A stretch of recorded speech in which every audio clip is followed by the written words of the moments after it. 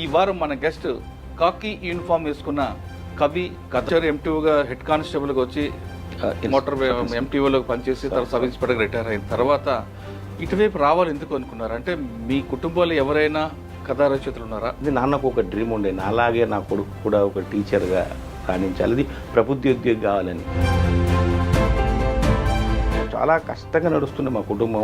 మా అమ్మ కూలి పనికి వెళ్ళేది. అయితే ఆ సన్నివేశం నేను కల్లారా చూసిన. చాలా ఇబ్బందులు ఎదుర్కొన్నాం. మోటార్ ట్రాన్స్పోర్ట్ డిపార్ట్మెంట్ అంటే ఒక అపవాదు. అక్కడ రకరకాల వ్యక్తులు ఉంటారు, స్పేర్ పార్ట్లు మోసం చేయొచ్చని, ఇంకా రకరకాల ఉంటుంటాయి. అవన్నీ వాస్తవాలు అంటారా? ఇక్కడే కాదు, ఎక్కడైనా ఏ డిపార్ట్మెంట్లో అయినా చిన్న చిన్న పొరపాట్లు జరిగితే జరిగి ఉండొచ్చు. కానీ అతన్ని భూతద్దంలో పెట్టి చూసేది మాత్రం పోలీసులనే. ఎందుకు అని అంటే సెలవుల్లో కూడా డబ్బులు తీసుకొని సెలవులు ఇచ్చారు. పోలీస్ శాఖ ఖచ్చితంగా లీవ్స్ చేయొద్దని గవర్నమెంట్ ఆర్డర్ వేస్తుంది. వేసినప్పుడు ఎట్లా ఇస్తారు సార్? నాకు అర్థం కాదు. గవర్నమెంట్ ఆర్డర్ వేస్తుంది. ఆఫీసర్లు ఎవరికైనా సరే వాళ్ళ ఇళ్ళ బంధువులకు కానీ వాళ్ళ చుట్టాలు వచ్చినా సరే కుక్కలకి బయటికి తీసుకురావాలన్నా కూడా వెహికల్ ఇక్కడ నుంచి ఇచ్చేవారు అన్నది ఉంది వాస్తవం. డిఎస్పీ గారు లేక అడిషనల్ ఎస్పీ గారు బండి అడిగిందంటే మేము అలాట్ చేస్తాం. దాంట్లో ఏం తీసుకెళ్తున్నారో, రైస్ తీసుకెళ్తున్నారా, స్మగ్లింగ్ కూడా మాకెందుకు సార్? అది పై ఆఫీసర్ మీద కోపం ఉంది అనుకోండి, సడన్ బ్రేక్ వేయడం, టైర్లు ఎరిగిపోవడానికి, లేదా క్లచ్లు ఎక్కువగా డ్యామేజ్ చేయడం చేస్తుంటారని ఉంది. టైర్లు తొందరగా కడితే అధికారి పాకెట్ నుంచి ఇవ్వడు. ఇప్పుడు కానీ గవర్నమెంట్ లాస్ అవుతుంది. గవర్నమెంట్ క్లాస్ ఎవరి కోపం వచ్చినా, ఉద్యమకారుని కోపం వచ్చినా గవర్నమెంట్కే లాస్. రిటైర్ అయిన తర్వాత చాలామంది కథలు రాయడం, తర్వాత కవిగా మారి మోటివేషన్ స్పీకర్ కావడం, మంచి మంచి కొటేషన్ రాయడం.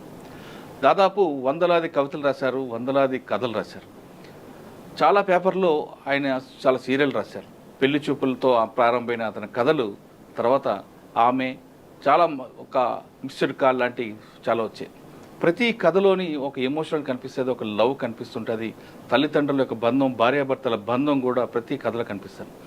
అంటే సాధారణంగా అందరు కథా రచనలు కూడా మంచి కథలు రాస్తుంటారు, కానీ వెంకటదాస్ గారు రాసిన కథల్లో ప్రతి దగ్గర కూడా ఒక సారాంశం కనిపిస్తుంటుంది. ఆ సారాంశం భార్యాభర్తల బంధం ఎంత చక్కగా ఉంటుంది, తల్లికి పిల్లలకి మధ్యన అనుబంధం ఏ విధంగా ఉంటుంది, బంధాలు దూరం అవుతున్న రక్త సంబంధాలు అన్నీ కూడా అనుబంధాలు రక్త సంబంధాలకు ఎలా మారుతున్నాయి అనే విషయాల్ని చాలా స్పష్టంగా కనిపిస్తుంటుంది. ప్రతి కథని ఆయన చదివితే ప్రతి వ్యక్తికి కూడా మనసుకు తాకుతుంది, ఖచ్చితంగా కన్నీళ్ళకి వచ్చే అవకాశం కనిపిస్తుంది. అలాంటి కథా రచయిత, మాజీ పోలీస్ అధికారి మీకు పరిచయం చేస్తున్నా. ఆయన అడిగి పోలీస్ యూనిఫామ్ వేసుకున్న ఆయన సాధారణంగా అందరూ కరడుగట్టి కనిపిస్తారు, కానీ ఆయన ఎందుకు ఇంత సున్నిత మనసుగా వచ్చారు విషయం ఆయన తెలుసుకున్నాం. సార్ నమస్తే అండి. నమస్తే అండి. మొట్టమొదట మీ ఐ డ్రీమ్ మీడియా వాళ్ళకి నమస్కారం, ప్రేక్షకులందరికీ హృదయపూర్వక నమస్కారాలు. Thank you sir, thank you very much. Sir, police అనగానే సాధారణంగా బూతులు మాట్లాడతారని, ఒక రఫ్గా ఉంటారని, చూపే ఒక కాఠిన్యంగా ఉంటుందని, ఇటువంటి భావాలు ఉన్న ప్రజలకి మీలాంటి వాళ్ళు రావడం, అంటే మీలాంటి వాళ్ళు కానీ, రామ్మూర్తి గారు కానీ, ఇంకా చాలామంది కనిపిస్తుంటారు. అక్కడ ముద్దుగుబ్బ ఇన్స్పెక్టర్ గారు ఇటువంటి కొంతమంది ఉన్నారు, అంటే ఒక 10% కనిపిస్తుంటారు.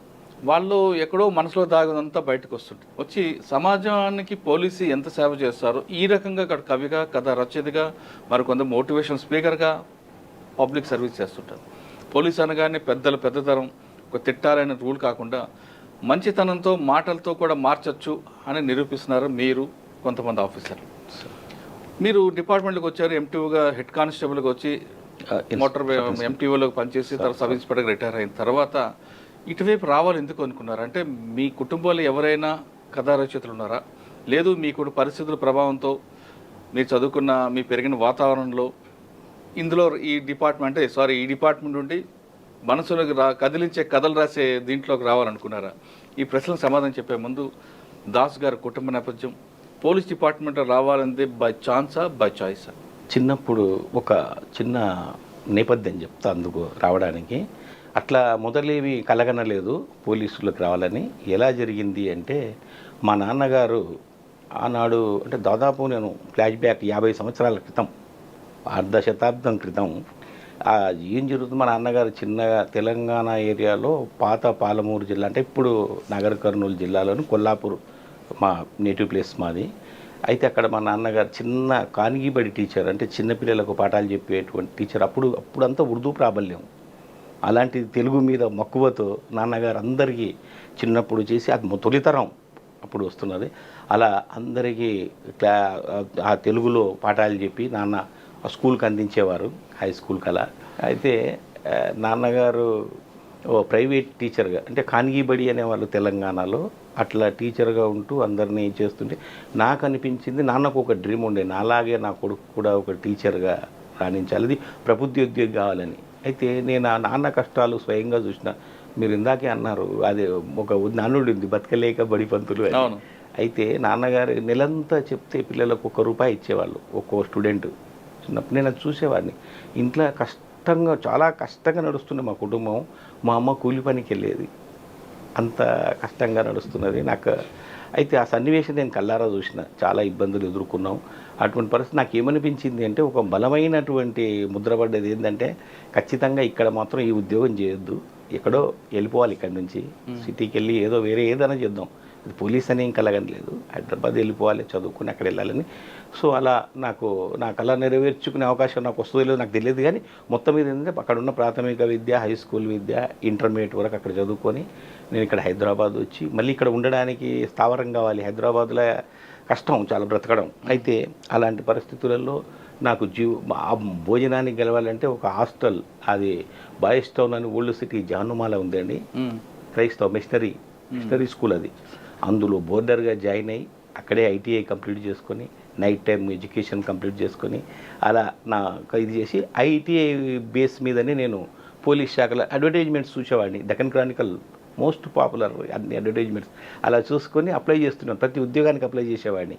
అలా పోలీసు ఉద్యోగం, పోలీసు దాంట్లో పడ్డది, రవాణా సంస్థలో పడ్డది, నేను అప్లై చేశాను. సో ఇంటర్వ్యూకి వెళ్ళాను, సెలెక్ట్ అయ్యాను.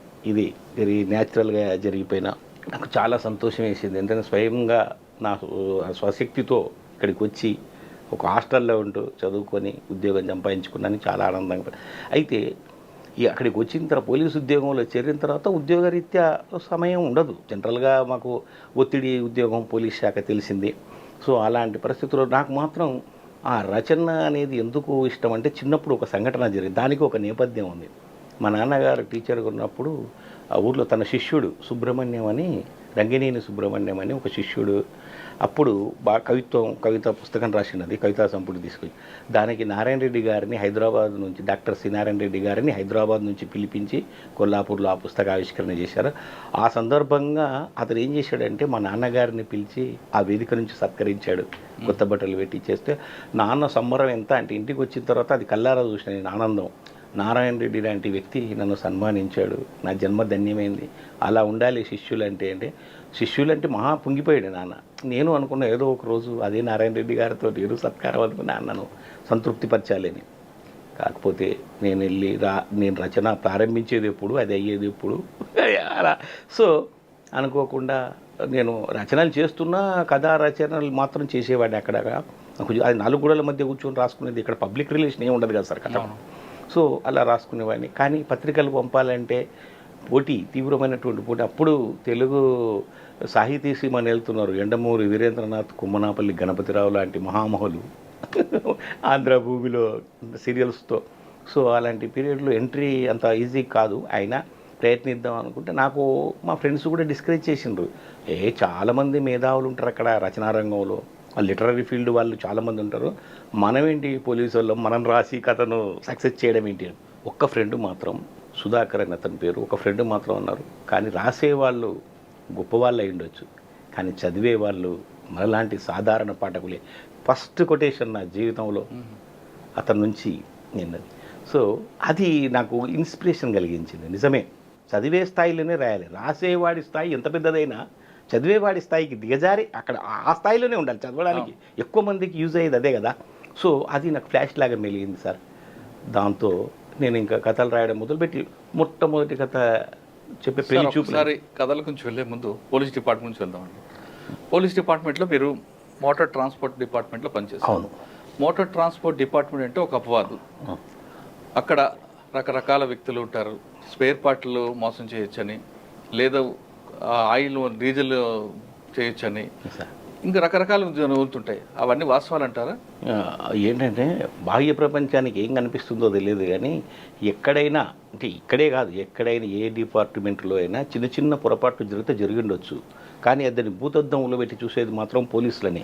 ఎందుకు అని అంటే మిగతా అన్ని డిపార్ట్మెంట్ల సింగిల్ కన్నుతో ఒక వ్యక్తి 2 కళ్ళతో చూసుకుంటారు, కానీ వేల కళ్ళు అబ్జర్వ్ చేస్తుంటాయి. ఇక్కడ చాలా జాగ్రత్తగా ఉండాల్సినటువంటి డిపార్ట్మెంట్ పబ్లిక్ రిలేషన్ కాబట్టి డెఫినెట్గా మేబీ అక్కడెక్కడ జరిగిండొచ్చు, కానీ మొత్తం డిపార్ట్మెంట్ అంటే నిజాయితీ పరులు, నీతిమంతులు, చాలా గొప్ప పోలీస్ డిపార్ట్మెంట్ ఎక్కడో కనిపిస్తుంది సార్. ఓకే, అయితే ఎక్కడ క్షేత్రస్థాయిలో ఎక్కడ జరిగిన క్షేత్రస్థాయిలో ఎక్కడికక్కడ రెక్టిఫై చేసేవాళ్ళు ఏదైనా ఓకే.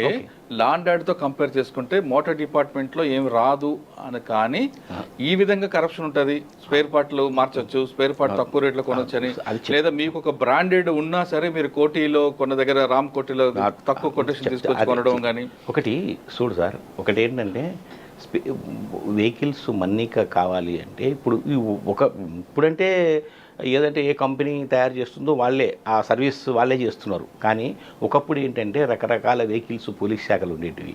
ఆ స్పేర్ పార్ట్ షూట్ కావాలంటే ఒక్కొక్కటి ఒక ప్లేస్ నుంచి తీసుకురావాల్సి వచ్చేది. కాబట్టి మేబీ 1 పొరపాటు జరిగి ఉండొచ్చు, కానీ ఎప్పుడైతే ఒక్కొక్కటి చూసుకుంటూ దాన్ని రెక్టిఫై చేసుకుంటూ వచ్చిన తర్వాత ఎక్కడ ఏ స్పేర్ పార్ట్ దొరుకుతుంది మేము. ఎందుకంటే ఇంకోటి బడ్జెట్ ప్రాబ్లంలో ఏదైనా ఉంటే డిఫిషియన్సీ అట్లా లేదు సార్. అట్లేం లేదు సార్, ఒకే షాప్ కానీ అట్లా ఏం లేదు. ఖచ్చితంగా అట్లా ఒకే షాప్ కానీ కాకుండా మీరు రామ్కోటిలో ఒక షాప్ చెప్తున్నది సార్. ఒకటి ఏంటంటే ఒకే షాప్ అని ఉండదు. ఎందుకంటే ఒక్కొక్కసారి ఏమైందంటే ఒక కంపెనీది ఒక దానికి షూట్ కాకపోవచ్చు, ఆ కంపెనీ వాళ్ళు స్పేర్ పార్ట్స్ అయితేనే షూట్ అవుతాయి, అది అక్కడ దొరకకపోవచ్చు. బహుశా వాళ్ళ దగ్గర మా ఆథరైజ్డ్ డీలర్స్ ఎవరైతే ఉన్నారో వాళ్ళ దగ్గర దొరకకపోవచ్చు. నెక్స్ట్ మీ వేరే షాప్కి వెళ్తే వెళ్ళిండొచ్చు. అటువంటి వెరీ రేర్ కేసెస్, కానీ అన్నట్టు ఉండదు సార్. కానీ మీ డిపార్ట్మెంట్లో లేదు, ఖచ్చితంగా చెప్తున్నా సార్. డిపార్ట్మెంట్లో 1 నేను లేదని అనను. 1 జరిగినొచ్చు కాక దాన్ని అంత నేను వేలెత్తి చూపేంత ఎక్కడైనా ఉంటుంది. చిన్న ప్రతి దాంట్లో జరుగుతుంది కాబట్టి ఇక్కడ కూడా జరుగుతుంది. అమ్ముకునే ఆఫీసర్లు ఉంటారని సార్. ఒకటి ఏంటంటే సెలవులు కూడా అమ్ముకునే ఆఫీసర్స్ అంటే అమ్ముకోవడం కాదు, సెలవులు కూడా డబ్బులు తీసుకొని సెలవులు ఇచ్చే చెప్పింది. ఇప్పుడు ఒక విషయం ఏంటంటే సార్, మిగతా ఎక్కడికి వెళ్ళినా అంటే ఏ శాఖలకు వెళ్ళినా వాళ్ళు సొంత పనులు చేసుకోవచ్చేమో, వాళ్ళకు ఆఫీసర్స్ కాబట్టి సెలవులు తీసుకోవచ్చాము. కానీ ఈ డిపార్ట్మెంట్ ఏంటంటే ఒక సెలవు తీసుకోవాలంటే చాలా కష్టపడాల్సి వస్తుంది, ఇబ్బందులు ఎదుర్కోవాల్సి వస్తుంది. అలాంటిది 1 ఎవరైనా ఆఫీసర్తో చేసుకొని ఉండొచ్చు, కానీ అట్లా ఏం లేదు సార్. ఎందుకంటే సిన్సియర్గా డ్యూటీ చేయాలి అనుకున్న వాడికి మాత్రం ఖచ్చితంగా డ్యూటీ చేసుకుంటారు. అవసరం వచ్చినప్పుడు ఇప్పుడు మనం సరి అయినటువంటి రీజన్ ఉంటే డెఫినెట్గా లీవ్ కూడా శాంక్షన్ అవుతుంది సార్. పై అధికారులు కూడా సార్ ఇక్కడ ఉన్నది కూడా మనలాంటి మనుషులే కదా, వాళ్ళకు తల్లి ఉంటుంది, భార్య ఉంటుంది, పిల్లలు ఉంటారు, వాళ్ళకు కూడా తెలుసు సాధక బాధకాలు తెలుసు, యథార్థం. అయితే తప్పనిసరిలో వాళ్ళ పైనుంచి ఒత్తిడులు ఉన్నప్పుడు లివ్ ఇవ్వకపోవచ్చు. ఒకసారి ఏంటంటే ఒకసారి గవర్నమెంట్ నుంచి ఆర్డర్స్ వస్తాయి సార్, అందరికీ కర్ఫ్యూ ఉండి మీ అందరు మిగతా గవర్నమెంట్ ఉద్యోగస్తులు ఇంట్లో కూర్చున్నప్పుడు పోలీసు శాఖ ఖచ్చితంగా లీవ్స్ చేయొద్దని గవర్నమెంట్ ఆర్డర్ వేస్తుంది. వేసినప్పుడు ఎట్లా ఇస్తారు సార్ నాకు అర్థం కాదు. గవర్నమెంట్ ఆర్డర్ వేస్తుంది, పోలీస్ శాఖకు మాత్రం లీవ్స్. ఇప్పుడు మొన్న ఫ్లడ్స్ వచ్చినాయి సార్, పోలీస్ శాఖకు ఇవ్వద్దు అంటది. ఎట్లా ఇస్తారు చెప్పండి. డిపార్ట్మెంట్ లేదు అంటున్నారు. లేదు, నేను మళ్ళీ చెప్తున్నా సార్, 1 ఉండొచ్చు మేబీ. కానీ ఐజీ గోపాలకృష్ణ గారు మీ డిపార్ట్మెంట్ హెడ్కి వచ్చి అవును సార్, వచ్చిన తర్వాత డిపార్ట్మెంట్లో ఎక్కువగా ఫోకస్ చేయడం, ప్రక్షాళన జరగడం అన్నది ఎందుకు జరిగించవచ్చు? మేము కూడా ఐజీ గారితో ఆయన సబార్డినేట్గా పనిచేయడం మాకు కూడా గర్వకారణమే సార్. ఆయన ఎందుకంటే మాకు అత్యంత ప్రీతిపాత్రమైనటువంటి అధికారి. డెఫినెట్గా ఆయనతో కలిసి చాలా రోజులు మేము కలిసి నడిచాము సార్తో, మాకు చాలా ఆనందం సార్. అయితే సార్ వచ్చిన తర్వాత కొన్ని మార్పులు చేర్పులు చేసింది మాత్రం ఖచ్చితంగా. ఎందుకనంటే ఈ వెహికల్స్ మన్నిక కానీ స్పేర్ పార్ట్ తీసుకోవడం ఇవన్నీ ఏం చేసినాడంటే అతను కొన్నిటి మీద దృష్టి పెట్టాడు, కేంద్రీకరించి ఇలా మార్పులు చేద్దాం. డెఫినెట్గా ఇది ఎందుకు వీళ్ళు స్పేర్ పార్ట్స్ వాడతారు, వాళ్ళకు డ్యూ టు ఏంటంటే ల్యాక్ ఆఫ్ నాలెడ్జ్, దాని గురించి అవగాహన లేకపోవడం. దీనికోసం ప్రత్యేకమైనటువంటి క్లాసులు పెడదాం, జిల్లా వైడ్ మనం పంపిద్దాం, మన స్టాఫ్ను పంపిద్దాం. ఎందుకంటే ఇక్కడ వెల్ ట్రైన్డ్, ఇది హెడ్ ఆఫ్ ది డిపార్ట్మెంట్ కదా, ఇక్కడంతా క్వాలిఫైడ్ ఉంటారు. కాబట్టి డెఫినెట్గా ఇక్కడ నుంచి పంపుదాం మనం బాగా కంపెనీ నుంచి తర్ఫీదు పొందిన వాళ్ళు కూడా, మాకు కంపెనీ నుంచి ట్రైనింగ్స్ వస్తాయి. టాటా నేను కూడా మరి వెళ్ళొచ్చా. ఆయన ఛార్జ్ తీసుకున్న తర్వాత చాలా స్కామ్స్ బయటకు వచ్చాయి కదండి. చెప్తున్నా కదా సార్, దాన్ని స్కామ్స్ అనే బదులు ఇప్పుడు ఏదో ఒకటి మన సోవియట్ రష్యా ఇనుపతెర లోపల అని తెర తీసిన తర్వాత మొత్తం లోపల లొసుగులు తెలుస్తాయి. సోవియట్ రష్యా తెలుసు కదా సార్ మీకు, ఎట్లా ఇనుపతెర లోపల అని ఉండే, అట్లాగే తెర తొలగిన తర్వాత చిన్న చిన్న చిన్న కానీ ఏమైంది, అన్నిటిని రెక్టిఫై చేయడానికి కదిలిచ్చినప్పుడే, తీగ లాగినప్పుడే డొంక కదులుతుంది. మేబీ 1-6 ఉంటే ఉండొచ్చు, కానీ ప్రక్షాళన చేయడం అనేది పోలీస్ శాఖలో అప్పుడప్పుడు కూడా జరిగింది. అంతకంటే ముందు కూడా 1-6 జరిగినాయి. ఎందుకంటే అల్వాలియా గారు ఉన్నప్పుడు, తర్వాత పివి నాయుడు గారు ఉన్నప్పుడు కొన్ని మార్పులు చేర్పులు అయినాయి. మళ్ళీ అధికారులు మారితే అవుతుంటుంది. అంత మాత్రాన పూర్తిగా అట్లా ఉంది అని ఏం లేదు. కానీ మంచి పోలీస్ రవాణా సంస్థ ఇప్పుడు ఈరోజు యాజ్ ఆన్ టుడే ఈరోజు అద్భుతమైనటువంటి అధికారి దానికి ఉన్న రాజేష్ గారని ఎస్పీ చాలా అద్భుతంగా, అది ఎంత అత్యున్నత స్థాయిలో ప్రామాణికంగా సర్వీసెస్ అందిస్తుంది. ఎక్కడ దూకాలేదు సార్. అండ్ ఇప్పుడు పోలీస్ మీరు చెప్తున్నట్లుగా ఎంటీఓ అనేది ఇప్పుడు కంప్లీట్గా పీటీఓ పోలీస్ రవాణా సంస్థ. అవునండి, అవును. ఇప్పుడు అంతా ప్రక్షాళన జరిగింది, బాగా జరుగుతుంది. గతం గురించి మాట్లాడుతున్నా, ఇప్పుడైతే ఓకే సార్. ఇప్పుడు అప్పట్లో ఆఫీసర్లు వెహికల్ ఇవ్వడం కూడా మీ చేతుల్లో ఉంటుంది. ఆఫీసర్లు ఎవరికైనా సరే వాళ్ళ ఇళ్ళ బంధువులకు కానీ వాళ్ళ చుట్టాలు వచ్చినా సరే కుక్కలకి బయటికి తీసుకురావాలన్నా కూడా వెహికల్ ఇక్కడ నుంచి ఇచ్చేవారు అనేది ఉంది, వాస్తవం సార్. ఒకటి ఏంటంటే అధికారులది ఎట్లుంటుంది తెలుసా, మామూలుగా ఇప్పుడు ఇంతకుముందు నేనున్నా సార్, ఒక అధికారి దగ్గర పనిచేసిన ఆయన ఏదో ఫ్రెండ్లీగా అడిగితే 1-6 ఇచ్చిండొచ్చు. వెహికల్ ఖాళీగా ఉంటే అది స్పేర్గా ఉంటేనే, కానీ అంతకంటే ఖాళీగా ఉన్న వెహికల్సే ఏదో ఇప్పుడు డ్యూటీకి అలాట్ చేసిన వెహికల్స్ ఇవ్వడానికి ఎవరి వల్ల కాదు. ఎందుకంటే ఆల్రెడీ డ్యూటీలో ఉంటాయి. ఇప్పుడు ఖాళీగా అది స్టాండ్ బై ఉన్న వెహికల్సే కదా సార్. ఏదైనా అవసరం వచ్చి అడిగినప్పుడు పై అధికారులు అడిగినప్పుడు కింది స్థాయి అధికారులకు కంపల్సరీగా ఆ సేవ చేయాల్సి వస్తుంది. అది ఎందుకంటే వాళ్ళు కూడా సర్వీస్ ఇచ్చి, ఇప్పుడు ఇంకోటి ఏంటంటే సార్, వీళ్ళు 24 hours మళ్ళీ సాక్రిఫై చేస్తున్నారు సార్ డిపార్ట్మెంట్కు. వాళ్ళకి చిన్న అవసరం పడ్డప్పుడు పోలీసు కూడా ఆదుకోవాలి కదా సార్. అటువంటి చిన్న చిన్న ఆఫీసర్ ఇవ్వడం తప్పేం కాదు, కానీ కుటుంబాలకి వాళ్ళ ఇంట్లో ఇది డాగ్ తీసుకొని హాస్పిటల్కి సార్ ఒకటి ఇప్పుడు వెళ్ళేటప్పుడు డాగ్ తీసుకెళ్తున్నారా మనిషిని తీసుకెళ్తున్నారా ఎట్లా చూస్తారు సార్. ఇప్పుడు ఒక మాట, ఇప్పుడు మీ దగ్గరకు వస్తారు సార్, వెహికల్ కావాలి అంటారు. అయ్యో సారు ఎస్పీ గారు, డిఎస్పీ గారు, లేక అడిషనల్ ఎస్పీ గారు బండి అడిగిందంటే మేము అలాట్ చేస్తాం, అత్యవసరంగా ఉంటేనే బండి తీసుకుంటారు సారు అని చెప్పి. దాంట్లో ఏం తీసుకెళ్తున్నారు, రైస్ తీసుకెళ్తున్నారా, స్మగ్లింగ్ కూడా మాకెందుకు సార్, అది పట్టుకున్నప్పుడు ఆయన బాధ్యుడు అవుతాడు. అందుకు కాబట్టి చిన్న చిన్న విషయాలని అంత చిన్నగా అంటే అంత మైక్రోస్కోప్తో చూసేంత స్కోప్ ఉండదు సార్ ఆడ. సార్ అక్కడ ఇంకొక అపవాదం ఉంది మీ డిపార్ట్మెంట్. పై ఆఫీసర్ మీద కోపం ఉంది అనుకోండి, సెలవు ఇవ్వలేదన్నా లేదంటే ఇంకా వేరే విషయాల్లో ఇష్యూస్ చేస్తే సడన్ బ్రేక్ వేయడం, టైర్లు ఎరిగిపోవడానికి, లేదా క్లచ్లు ఎక్కువగా డ్యామేజ్ చేయడం చేస్తుంటారని ఉంది. ఇది అపోహ సార్.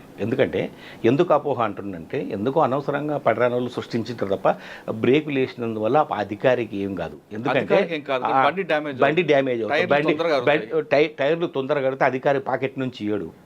గవర్నమెంట్ క్లాస్ అవుతుంది. గవర్నమెంట్ క్లాస్ ఎవరి కోపం వచ్చినా, ఉద్యమకారుని కోపం వచ్చినా గవర్నమెంట్కే లాస్. కానీ నేను అనేది ఏంటంటే గవర్నమెంట్ క్లాస్, కానీ అధికారికి ఏం జరుగుతుంది, వాడికి లివ్ అక్కడ అధికారికి నష్టం జరగాలనే ఉద్దేశం కానీ కాదు. ఆయన తన ప్రెస్టేషన్ అక్కడ చూపిస్తుంటాడు. అది ప్రెస్టేషన్ చూపిస్తారంటే సార్, ఇంట్లో భార్య తిడితే కొడుకు మీద చూపిస్తాం. ఇప్పుడు భర్త తిట్టిపోతే మా కూతురికి జడేస్తూ తల్లి ముట్టగా వేస్తుంది. ఇవన్నీ చిన్న చిన్న విషయాలు. అటువంటి నేనేమంటున్నా అంటే మేజర్గా ఏదైనా ఇష్యూ జరిగితే పెద్ద, మీరు ఇందాక అన్నారు ఏంటంటే కరప్షన్ అని అన్నప్పుడు స్పేర్ పార్ట్స్ది దాని కరెక్ట్ ఆన్సర్ ఉంది. ఎందుకంటే మన దగ్గర రకరకాల వెహికల్స్ ఉండే ముందు బిగినింగ్లో ఎర్లీ డేస్లో, అది తర్వాత ఏమైందంటే వాటి వల్ల ట్రబుల్స్ వస్తున్నాయని మేము రెక్టిఫై చేసాం తర్వాత. ఎందుకంటే రవాణా సంస్థ అధికారులు సమర్థులు ఉన్నారు. అది రెక్టిఫై చేసి ఏం చేశారు తెలుసా, కొన్ని బ్రాండ్స్ మాత్రమే తీసుకుందాం, స్పేర్ పార్ట్స్ అన్నీ అవైలబుల్, అట్లా కంపెనీ సర్వీసెస్ అవసరం ఉన్నాయి, కంపెనీ సర్వీస్ ఇస్తుంది ఇప్పుడింటికి. సో అటువంటి వెహికల్స్ తర్వాత ఈ కాలంలో మేము అట్లా చేసాం. ఎందుకంటే అన్ని రకాలు తీసుకొని కలగాపులగం అన్ని స్పేర్ పార్ట్స్. పోలీస్ డిపార్ట్మెంట్ వెహికల్స్కి ఎక్కువగా వచ్చే సమస్య క్లచ్ ప్లేట్లు పోతుంటాయి. కారణం ఏమైతుందంటే ఇప్పుడు ఇంకోటంటే ఫస్ట్ థింగ్ ఏంటంటే డ్రైవర్స్కి కూడా కొంత అవగాహన కావాలి దానికి. ఎందుకంటే వెహికల్ ఇప్పుడు ఒక్క ఓనరు ఎవరో కొన్న వ్యక్తులు ఏంటంటే, మీరు కొన్నారనుకోండి కారు, మీరు ఒక్కరే నడుపుతారు, సింగిల్ హ్యాండ్ డ్రైవ్ కాబట్టి అక్కడ ఏం ప్రాబ్లం ఉండదు. వీడు ఏంటంటే ఎవరెవరో నడుపుతుంటారు, అంటే ఈ డ్రైవరే పర్మనెంట్ ఆ వెహికల్ కానీ ఉండదు కదా సార్, ఎవరో ఉంటారు. సో అటువంటిప్పుడు క్లచ్ ప్లేట్ల మీద ఒకరు మంచిగా నడుపుతారు, ఇంకొకరు నడుపుకొచ్చి క్లచ్ ప్లేట్ పోతుంది. అయితే తర్వాత దాన్ని కూడా మేము ఏం చేసామంటే పీరియడ్ పెట్టాము సర్వీసెస్. ఈ సర్వీస్ లోపల అంటే weekly service, monthly service, quarterly service అని పెట్టి అన్నీ ఏం చేస్తున్నాం, చెకప్ చేస్తున్నాం. వెహికల్ చెకప్ చేయించుకోవాలి. ఇప్పుడు ఒక డ్రైవర్ ఎఫిషియన్సీ బాగలేదు, వాడికి ఏం చేస్తున్నాం, అట్లా కూడా డ్రైవర్స్కి మేము ట్రైనింగ్ ఇచ్చాం. ఎందుకంటే ఎట్లా వాడకం, వెహికల్ వాడకం ఎట్లా, ప్రికాషన్స్, సేఫ్టీ. ఇది ఒకటే కాదు కదా, నువ్వు ఒక్కడ పోతున్నావు అంటే నువ్వు ఒక్కడ పోతావు, కానీ వెనక 10 మంది ఉంటారు, అందరు సేఫ్టీ అధికారి ఉంటాడు. ప్రభుత్వానికి చాలా కీలకమైన అధికారులు వీళ్ళందరి ప్రాణాలు నీ గుప్పిట్లో ఉంటాయి. కాబట్టి నీకు ట్రైనింగ్ అవసరం. కాబట్టి మళ్ళీ వాళ్ళకు ట్రైనింగ్ కూడా ఉంటుంది. డ్రైవర్స్కు మళ్ళీ మేము ట్రైనింగ్ తర్ఫీదు కూడా ఇస్తాం సార్. ప్రత్యేకమైనటువంటి శిక్షణ కూడా ఉంటుంది. ఓకే సార్, ఒక వెహికల్ ఇన్నోవా వచ్చి ఏ బ్రాండ్ అయినా సరే, మారుతి కానీ ఇక్కడైనా, ఆ వెహికల్కి మైలేజ్ రావాలంటే ఏం చేయాలంటారు? మొట్టమొదటి ఏంటంటే వెహికల్కి మైలేజ్ రావాలంటే సర్వీసింగ్ కరెక్ట్ ఉండాలి, ఫస్ట్ థింగ్. రెండవది ఎఫిషియెంట్ డ్రైవర్ అయి ఉండాలి, మంచి డ్రైవర్. ఈ ప్రధాన కారణాలు. రెండవది ఏంటంటే ఇది ఎంతే వాళ్ళు రికమెండెడ్ ఆయిల్సే వాడాలి, ఈ కంపెనీ రికమెండెడ్ వాటి మాత్రమే వాడాలి. తర్వాత తరోగా చూసుకోవాల్సిందంటే ప్రతిదీ బండి పార్కింగ్ ప్లేస్ నుంచి, అంటే చాలామంది అనుకుంటారు పార్కింగ్ ప్లేస్ ఇంపార్టెంట్, అదే అక్కడి నుంచి ప్రతిదీ మనం చూసుకోవాలి. చాలా జాగ్రత్తగా బండిని పెట్టుకుంటే డెఫినెట్గా మంచి మన్నిక ఉంటుంది, వెహికల్ మన్నిక ఉంటుంది. నడిపేటప్పుడు ఏంటంటే ఎక్కువ స్పీడ్, మీరు హై స్పీడ్లో నడిపితే రాదు, మైలేజ్ రాదు హై స్పీడ్లో. దానికి సర్టెన్ లిమిట్, ఇప్పుడు వెహికల్ని బట్టి దాని లిమిట్ ఉంటుంది. మనం 100 లోపల అట్లా వెళ్తే మనకు ఒక మంచి మైలేజ్ వస్తుంది.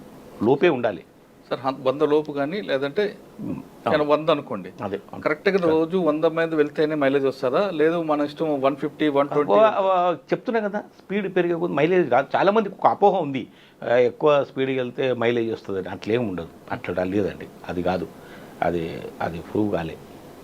సార్, డిపార్ట్మెంట్లో మీకు ప్రమోషన్ వచ్చింది అక్కడే, తర్వాత మీరు అకాడమీకి వచ్చారు. పోలీస్ అకాడమీలో అక్కడికి రాలేదు, ఇక్కడ నుంచే మేము అక్కడ ఫ్యాకల్టీకి వెళ్ళాము. అంటే ఎందుకని అంటే అక్కడ కాబోయే ఎస్ఐలు ఉంటారు, ట్రైనింగ్ నడుస్తుంటారు, అక్కడ ఎస్ఐలకు ట్రైనింగ్ ఉంటుంది.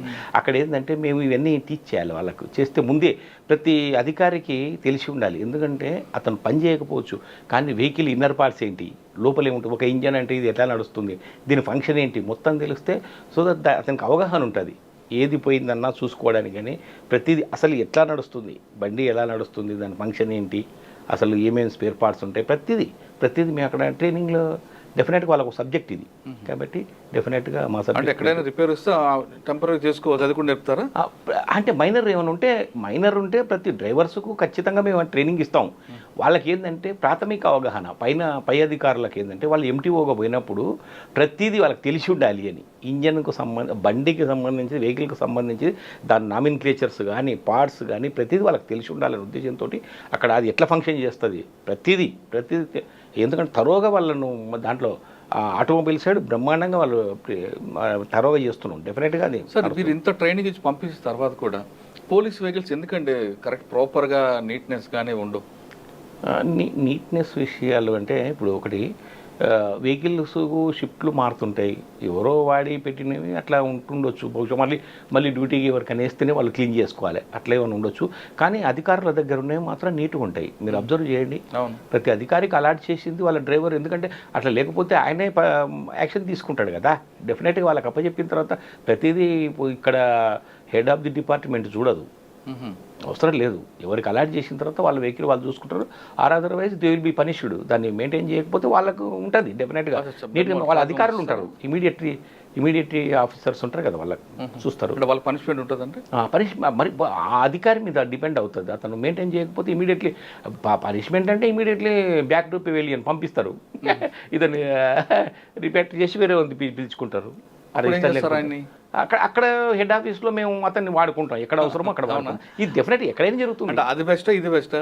ఏది బెస్ట్ అంటే పనిష్డ్ ప్లేస్టే కదా సార్. మంచిగా పని చేసే వాళ్ళకి మంచిగా ఉంటుంది కదా. అధికారుల దగ్గర పని చేస్తే వాళ్ళు మెప్పు పొందితే వాళ్ళు మంచిగా చూసుకుంటారు సార్. అధికారుల దగ్గర కూడా మంచిగా పని చేస్తే మంచిగా ఉంటుంది. ఎక్కడైనా, అక్కడే కాదు ఎక్కడైనా లోకల్ రివాజే అది. మంచిగా పని చేస్తే ప్రశంసలు ఉంటాయి, చెడుగా పని చేస్తే ఇంటికి పంపిస్తారు. ఎక్కడైనా ఉంది. మా డిపార్ట్మెంటే కాదు. సర్వీస్ అయిన తర్వాత కంప్లీట్ సర్వీస్ చేసి రిటైర్ అయిపోయారు. రిటైర్ అయిన తర్వాత చాలామంది కొడుకు కోళ్ళ దగ్గరికి వెళ్ళో ఏదో గడుపుతుంటారు, లేదా కొంతమంది సెక్యూరిటీ ఏజెన్సీ పెట్టుకొని రకరకాలు ఉంటారు. కానీ మీరు కథా రచయితగా మారి, తర్వాత కవిగా మారి, మోటివేషనల్ స్పీకర్గా ఇన్ని షేడ్స్ మీలో ఉన్నాయా? అంటే సార్ ఒకటి నేను ఓన్లీ ప్రాథమికంగా కథా రచయితనే. నా మొట్టమొదటి కథ నేను సర్వీస్లో ఉన్నప్పుడే ఇన్ ద ఇయర్ ఆఫ్ 1998 తొలి కథ రాసిన పిలిచూపులు అని. కథ రాసిన తర్వాత కథ చూపులు టైటిల్ పెట్టుకోవడం కారణం ఏంటంటారు? నేను చెప్పాను కదా, ఏ కథ రాసినా నాకు ఒక విజన్ ఉంది. ఏంటి అంటే ఎప్పటికైనా అన్ని సినిమాలు చూస్తాం కదా, మేము మనుషులమే కదా, సినిమాలు చూస్తున్నప్పుడు ఎప్పుడైనా ఏ రోజైనా హిట్ అయ్యేది ఏంటంటే ప్రేమ కథ చిత్రాలే. పెళ్ళి ప్రేమ nothing but other than job ఇంకేముంది సార్, పెళ్ళి ప్రేమనే కదా. ఇప్పుడు బ్రతకడానికి తిండి కావాలి కాబట్టి ఏదో పని చేస్తాం అంతేగాని జీవితం అంతా పెళ్లి ప్రేమనే కదా సార్. ఎంటైర్ పెళ్లి ప్రేమ అన్నది దానికి ఎప్పుడు దానికి ఎండ్ లేదు. ఇప్పుడు మొఘలి ఆజం తీసినా, మైనే ప్యార్ కియా తీసినా, మరో చరిత్ర తీసినా, ఇంకో చరిత్ర తీసినా, ఇంకో 100 సంవత్సరాల తర్వాత ఇంకో చరిత్ర వచ్చినా అది ఉంటుంది. కానీ ఉద్యమ నేపథ్యంలో ఇప్పుడు స్వాతంత్ర ఉద్యమ కాలంలో ఏదో మ్యాటర్ తీసుకొని కథ రాసినాం అనుకో, దాని నేపథ్యంగా అది ఆ టైంలోనే అది యూజ్ అవుతుంది, అప్పుడు మాత్రమే చదువుతారు. అది ఇప్పుడు రాస్తే ఈ రోజు కుదరదు. అలాగే తెలంగాణ ఉద్యమం దాని గురించి ఏదైనా రాసిన కథ రాసినా కవిత రాసినా ఆ రోజు మాత్రమే అది లైవ్లో ఉంటుంది. తర్వాత ఇంకో ఏది రాసినా ఇప్పుడు ఒక సన్నివేశం, ఒక తుఫాన్ వచ్చింది ఆ పీరియడ్కే అది. లేకుంటే నేను ఒక ప్రకృతిని చూసిన, అక్కడ ఎవరెస్ట్ శిఖరం ఎక్కిన అక్కడికి వెళ్తే ఆ పీరియడ్ వరకే అది. కానీ లవ్ సబ్జెక్ట్ అనేది ప్రేమ, పెళ్ళి, లవ్, పిల్లలు, తల్లి, తండ్రి, ఇదంతా ఇంకో 100 సంవత్సరాలు ఎప్పటికీ ఇదే రిలేషన్ కదా సార్. ఇంకోటి ఏంటంటే ఇక్కడే కాదు, ఇంకా కొన్ని లోకాలు ఉండేవని మనం అనుకున్న అక్కడ కూడా ఇదే ఉంటుంది. లవ్ అంతే, లవ్ అంతే. మనిషిని ప్రేమించడమే ప్రేమ కథ. అది మేలా ఫీమేలా కాదు, ప్రేమ కథ మనిషిని ప్రేమించడమే. పెళ్లి చూపులు కథ కాన్సెప్ట్ ఏం తీసుకున్నారు? పెళ్లి చూపుల కథకి ఏంటంటే అండి, మామూలుగా అమ్మాయి ఉద్యోగం చేస్తుంటారు సార్, సింపుల్గా జాబ్ చేస్తుంటుంది. ఎక్కడైనా సగటు తల్లిదండ్రుల ఇది ఏంటంటే అమ్మాయి ఉద్యోగానికి వచ్చింది, వాళ్ళకి భయం ఉంటుంది, గుండెల మీద కుంపటి అంటారు. అమ్మాయి ఉంటే పెళ్లి చేయాలి తాపత్రయపడుతుంటారు. ఆ అమ్మాయి ఏమో అంతెందుకు అర్జెంట్ ఎందుకు డాడీ అంటుంటారు, చేయాలంటారు. అయితే ఒకరోజు అనుకోకుండా ఒక సంబంధం వస్తుంది, అమ్మాయికి లెటర్ రాస్తారు. అప్పుడు లెటర్సే కదా, నేను బ్యాక్ వెళ్తున్నా 80s. సో అప్పుడు అమ్మాయికి లెటర్ రాస్తే, అమ్మ పెళ్లి చూపులు రమ్మంటే సరేలే అని పెళ్లి చూపులు. అక్కడికి వెళ్ళిన తర్వాత అమ్మాయి ఎప్పుడు వస్తున్నారు, వస్తున్నారు అంటే, అవునమ్మా రేపే వస్తున్నారు, ఎవరెవరు వస్తున్నారు, తల్లిదండ్రులు. అదేంటి పిల్లగాడు రాకుండా పెళ్లి చూపులు ఏంటి? పెళ్ళి అబ్బాయి రావాలి కదా, పెళ్లి కొడుకులు లేని, ఇప్పుడు కాబోయే పెళ్లి కొడుకులు ఏంది, పెళ్లి చూపులు ఏంది అంటే, కాదమ్మా తల్లిదండ్రులు ఏది చెప్తే అదే అబ్బాయి అంట. అట్లా ఉంటుంది, అసలు నేను ఎట్లున్నానో చూడాలి కదా, తను బ్లాక్ నలుపు ఉంటుంది, ఇది ఎట్లా చెప్తారు, కమ్యూనికేట్ చేస్తారు, అనవసరంగా నన్ను పిలిపించి ఇబ్బంది పెట్టింది. అంతకుముందు 2-3 అట్లా ఫెయిల్ అయి ఉంటాయి. అంటే అబ్బాయి చూసిపోయే, ఇది అబ్బాయి లేకుండా. సో చాలా ఫీల్ అవుతుంది అమ్మాయి, అనవసరంగా నన్ను పిలిపించిండ్రు నేను అక్కడ. అయితే తను వెళ్తూ ఆ పక్కన కొలీగ్కు చెప్తుంది, కొంచెం నా టేబుల్ ఈ డెస్క్ మీద చిన్న ఫైల్స్ ఏమైనా వస్తే కొంచెం చూసి పెట్టండి, మీరు వెళ్ళేటప్పుడు లాక్ చేసిపోండి నా కబోర్డ్లో పెట్టి అని. ఇది ఏదైనా వస్తే ఇన్వార్డ్ నుంచి ఏదైనా వస్తే నా ఫైల్ లోపల పెట్టి లాక్ చేసి పెట్టండి అని. ఓకే అని, సరే అండి వెళ్ళరండి అని అయిపోతుంది, ఇంతే సింపుల్గా. తర్వాత నెక్స్ట్ ఆమె పెళ్లి చూపులకు వెళ్ళి వస్తుంది, 2-3 రోజులు ఉండి తను వచ్చేస్తుంది. వచ్చిన తర్వాత వారం రోజులు పని చేసుకుని క్యాజువల్గా నడుస్తుంటుంది. 1 వీక్ తర్వాత లెటర్ వస్తుంది. ఈమె లెటర్ తన సీట్లో తను కూర్చుంటే అక్కడ తను కూర్చుంటాడు, చూస్తుంటే బాగా హ్యాపీగా కళ్ళల్లో భావోద్వేగం ఫేస్లో కనిపిస్తుంది. ఏదో కొత్తవి దాంట్లో మనకు అంటే హృదయానికి తగిలే సబ్జెక్ట్ ఏదైనా ఉంది అనుకో లెటర్లో, ఖచ్చితంగా భావోద్వేగం ఫేస్లో కనిపిస్తుంది, ఇది ఎక్స్ప్రెషన్. సో అలా ఆమె ఫేస్ ఫీలింగ్ స్టడీ చేస్తూ, ఏమంటే హిమ గారు మీ పెళ్లి చూపులు ఇదైపోయింది కదా, మీ పెళ్ళి ఆడ అబ్బాయి ఒప్పుకున్నాడని కదా, అందులో అదేంటి మీకెలా తెలుసు అని ఆశ్చర్యంగా చూస్తా. అది కూడా అడగదు, నేను పోతున్నా అని మీకు చెప్పలేదు, పెళ్ళికి వెళ్తున్నా అని చెప్పలేదు, ఇదంతా ఎట్లా జరిగింది ఎక్కడంటే ఏదంటే తర్వాత చెప్తాడు, ఎస్ ఆ పెళ్లి కొడుకు నేనే. నీకు ఎంత తెలుసు మీకు, తను లాస్ట్ తట్టుకోలేక అడుగుతుంది, మీకు ఎలా తెలుసు అండి ఇది అంటే, ఎందుకంటే ఆ పెళ్లి కొడుకు నేనే కాబట్టి అంటాడు. సింపుల్గా ఫ్లాష్ బ్యాక్లా చూపిస్తాం కథలో. ఇంకా ఎస్ అదంతా ఇక డ్రమటైజ్ చేయడం బ్యాక్ ఉంటుంది, కానీ మెయిన్ కాన్సెప్ట్ ఇదే. అయితే ఏంటి అంటే, నల్లగా ఉన్నది ఈయన చాలా అందంగా ఉంటాడు, అనుకుంటుంటారు అబ్బా ఇద్దరు మాట్లాడుతున్నారు, ఆయన ఎప్పుడు లైక్ చేయాలి ఆమె నల్లగా ఉంది అని అనుకుంటారు కదా జనం, అనుకుంటున్నారు, క్లాస్ 4 అనుకుంటారు అక్కడ. అవన్నీ వింటది ఈమె. అయితే ఇంత గొప్ప వ్యక్తులు ఉండరు అని డెఫినెట్గా అది ఫీల్ అవుతుంది. అది ఏంటంటే మనిషి అందం అనేది మనసుతో చూస్తారు సార్. వాళ్ళ ప్రవర్తన, ఆయన ప్రవర్తన నచ్చింది ఆయనకు, ఆమె డిసిప్లిన్ నచ్చింది. సో అలా జరిగిపోతుంటాయని సింపుల్, పెద్ద కథలు ఏం లేదు. కాకపోతే దాన్ని డ్రామటైజ్ చేయడం, అది రాయడం కొంత, కానీ ఇదే కాన్సెప్ట్ మాత్రం ఇంతే. ఎందుకో అది సింపుల్గా అంటారు కదా సార్, ప్రేమకి కులాల మతాలు ఏ ఉండవు అని. అవును, ఏది రాదు, అడ్డు రాదు ప్రేమ. అందుకనే ప్రేమ ఈజ్ యూనివర్సల్ కదా సార్. నేను అందుకే ఒకటి ఏంటంటే సార్, ఎక్కడైనా కులాలు మతాలు లేనిది ప్రతి చోట ఉంటుంది సార్. నేను అందుకే ఒక కవిత రాసుకున్న దాంట్లో, కవితల పుస్తకంలో ఏంటంటే పడగ గది, స్నానాల గది, వంట గది పర్సనల్, తరగతి గది యూనివర్సల్. అక్కడ ఎవరైనా రావచ్చు, ఎవరైనా జాయిన్ కావచ్చు. నేను క్రిస్టియన్, నీకు అడ్మిషన్ లేదన్నారు. నేను ముస్లిం నీకు ఉండదు, నువ్వు సిక్, నేను పార్సీ నీకు ఉండదు, నేను ఇటాలియన్, నేను టిబెటియన్, లేకుంటే నేను పాకిస్తానియన్, అదంతా ఏమి దొబ్బదు. నీకు సీట్ వచ్చింది క్లాస్ రూమ్లో అందరూ ఒకటే. So that is the universal class room. Sir, పెళ్లి చూపుల తర్వాత మీకు బాగా నచ్చిన కథ ఒకటి చెప్పండి. అంటే మీ మనసుకు హత్తుకుపోయిన కథ నేను రాశాను. మనసుకు హత్తుకుపోయిన కథ అంటే లేడీ కండక్టర్ కూడా బాగుంది, కానీ నాకు వ్యక్తిగతంగా నాకు ఇష్టమైంది మాత్రం ఆమె సార్. ఎందుకంటే నేను ఫీల్ అయ్యి రాసిన దాన్ని, చాలా ఫీల్తో రాసిన. నేను రాసుకున్న కథనే నాకు కంటనీరు తెప్పించిన కథ అదొకటే. ఎవరైనా రచయిత రాసుకున్న తర్వాత ఏ రోజన్నా కానీ సార్, అంటే ఇప్పటికంటే తొలి రోజు దానికి బాగా రెస్పాన్స్ వచ్చిన రోజు ఇంకా ఆనందంగా ఉన్నది. ఇప్పుడు ఇంకా నాదే కదా అని క్యాజువల్గా ఓన్ చేసుకున్నాం కానీ అది పోయినాక ఇంకేముండదు. కానీ తొలిసారి రాసినప్పుడు ఆ వర్డ్స్ రాస్తున్నప్పుడు నాకు కళ్ళలో నీళ్ళు తిరిగినాయి సార్. ఎందుకంటే రాసే పని కళ్ళ చేయది, కానీ కళ్ళ పని కళ్ళు చేస్తాయి కదా. మనసుతో రాశారు కాబట్టి మీ కళ్ళలో నీళ్ళు వచ్చినాయి. ఎందుకంటే మనసు అంటే చిన్న రాయడం వేరు, చిన్న మనసుపైన రాయడం వల్ల ఇది ఎందుకు అంటే ఇప్పుడు మీకు చెప్తే కూడా మీకు బహుశా, ఎందుకంటే తొలిసారి విన్న ఎవరికైనా కొంచెం చెమ్మ వస్తుంది. ఎందుకంటే మామూలుగా ఒక పూరు అంటే ప్రేమ ఎక్కడైనా పుడుతుంది కదా సార్. ఒక ఉద్యోగం చేసే అమ్మాయిని ఇద్దరు క్లాస్మేట్స్ ప్రేమిస్తాడు. అయితే ఆమె బర్త్డే రోజు ఈయన ఎంత అసహాయుడు అంటే ఉద్యోగం ఉండదు సార్. ఆమె వెళ్ళి ఇట్లా ఇక్కడ ట్యాంక్ బండ్ దగ్గర, నెక్లెస్ రోడ్ దగ్గర అక్కడ ఉంటే సాయంత్రం రమ్మంటుంది, ఈరోజు నా బర్త్డే కలుద్దాం మనం అని. ప్రియురాలు పిలిచిన తర్వాత వెళ్ళాలి కదా సార్. వెళ్తాడు, చాలా మదన పడతాడు, ఎంత ప్రయత్నించినా అప్పు దొరకదు, ఏదైనా తీసుకుపోయి గిఫ్ట్ ఇద్దామని చాలా బాధపడుకుంటూ వెళ్తాడు. అక్కడికి వెళ్ళి కలవడం ఎట్లా అని జస్ట్ వెనక నుంచి వెళ్ళి ఆ మొహంలో భావం అంతా కనిపిస్తుంది కదా సార్. ఏం తీసుకురాకపోయా నేను పోయేసి మామూలుగా జస్ట్ క్యాజువల్గా వెనక నుంచి వెళ్తాడు.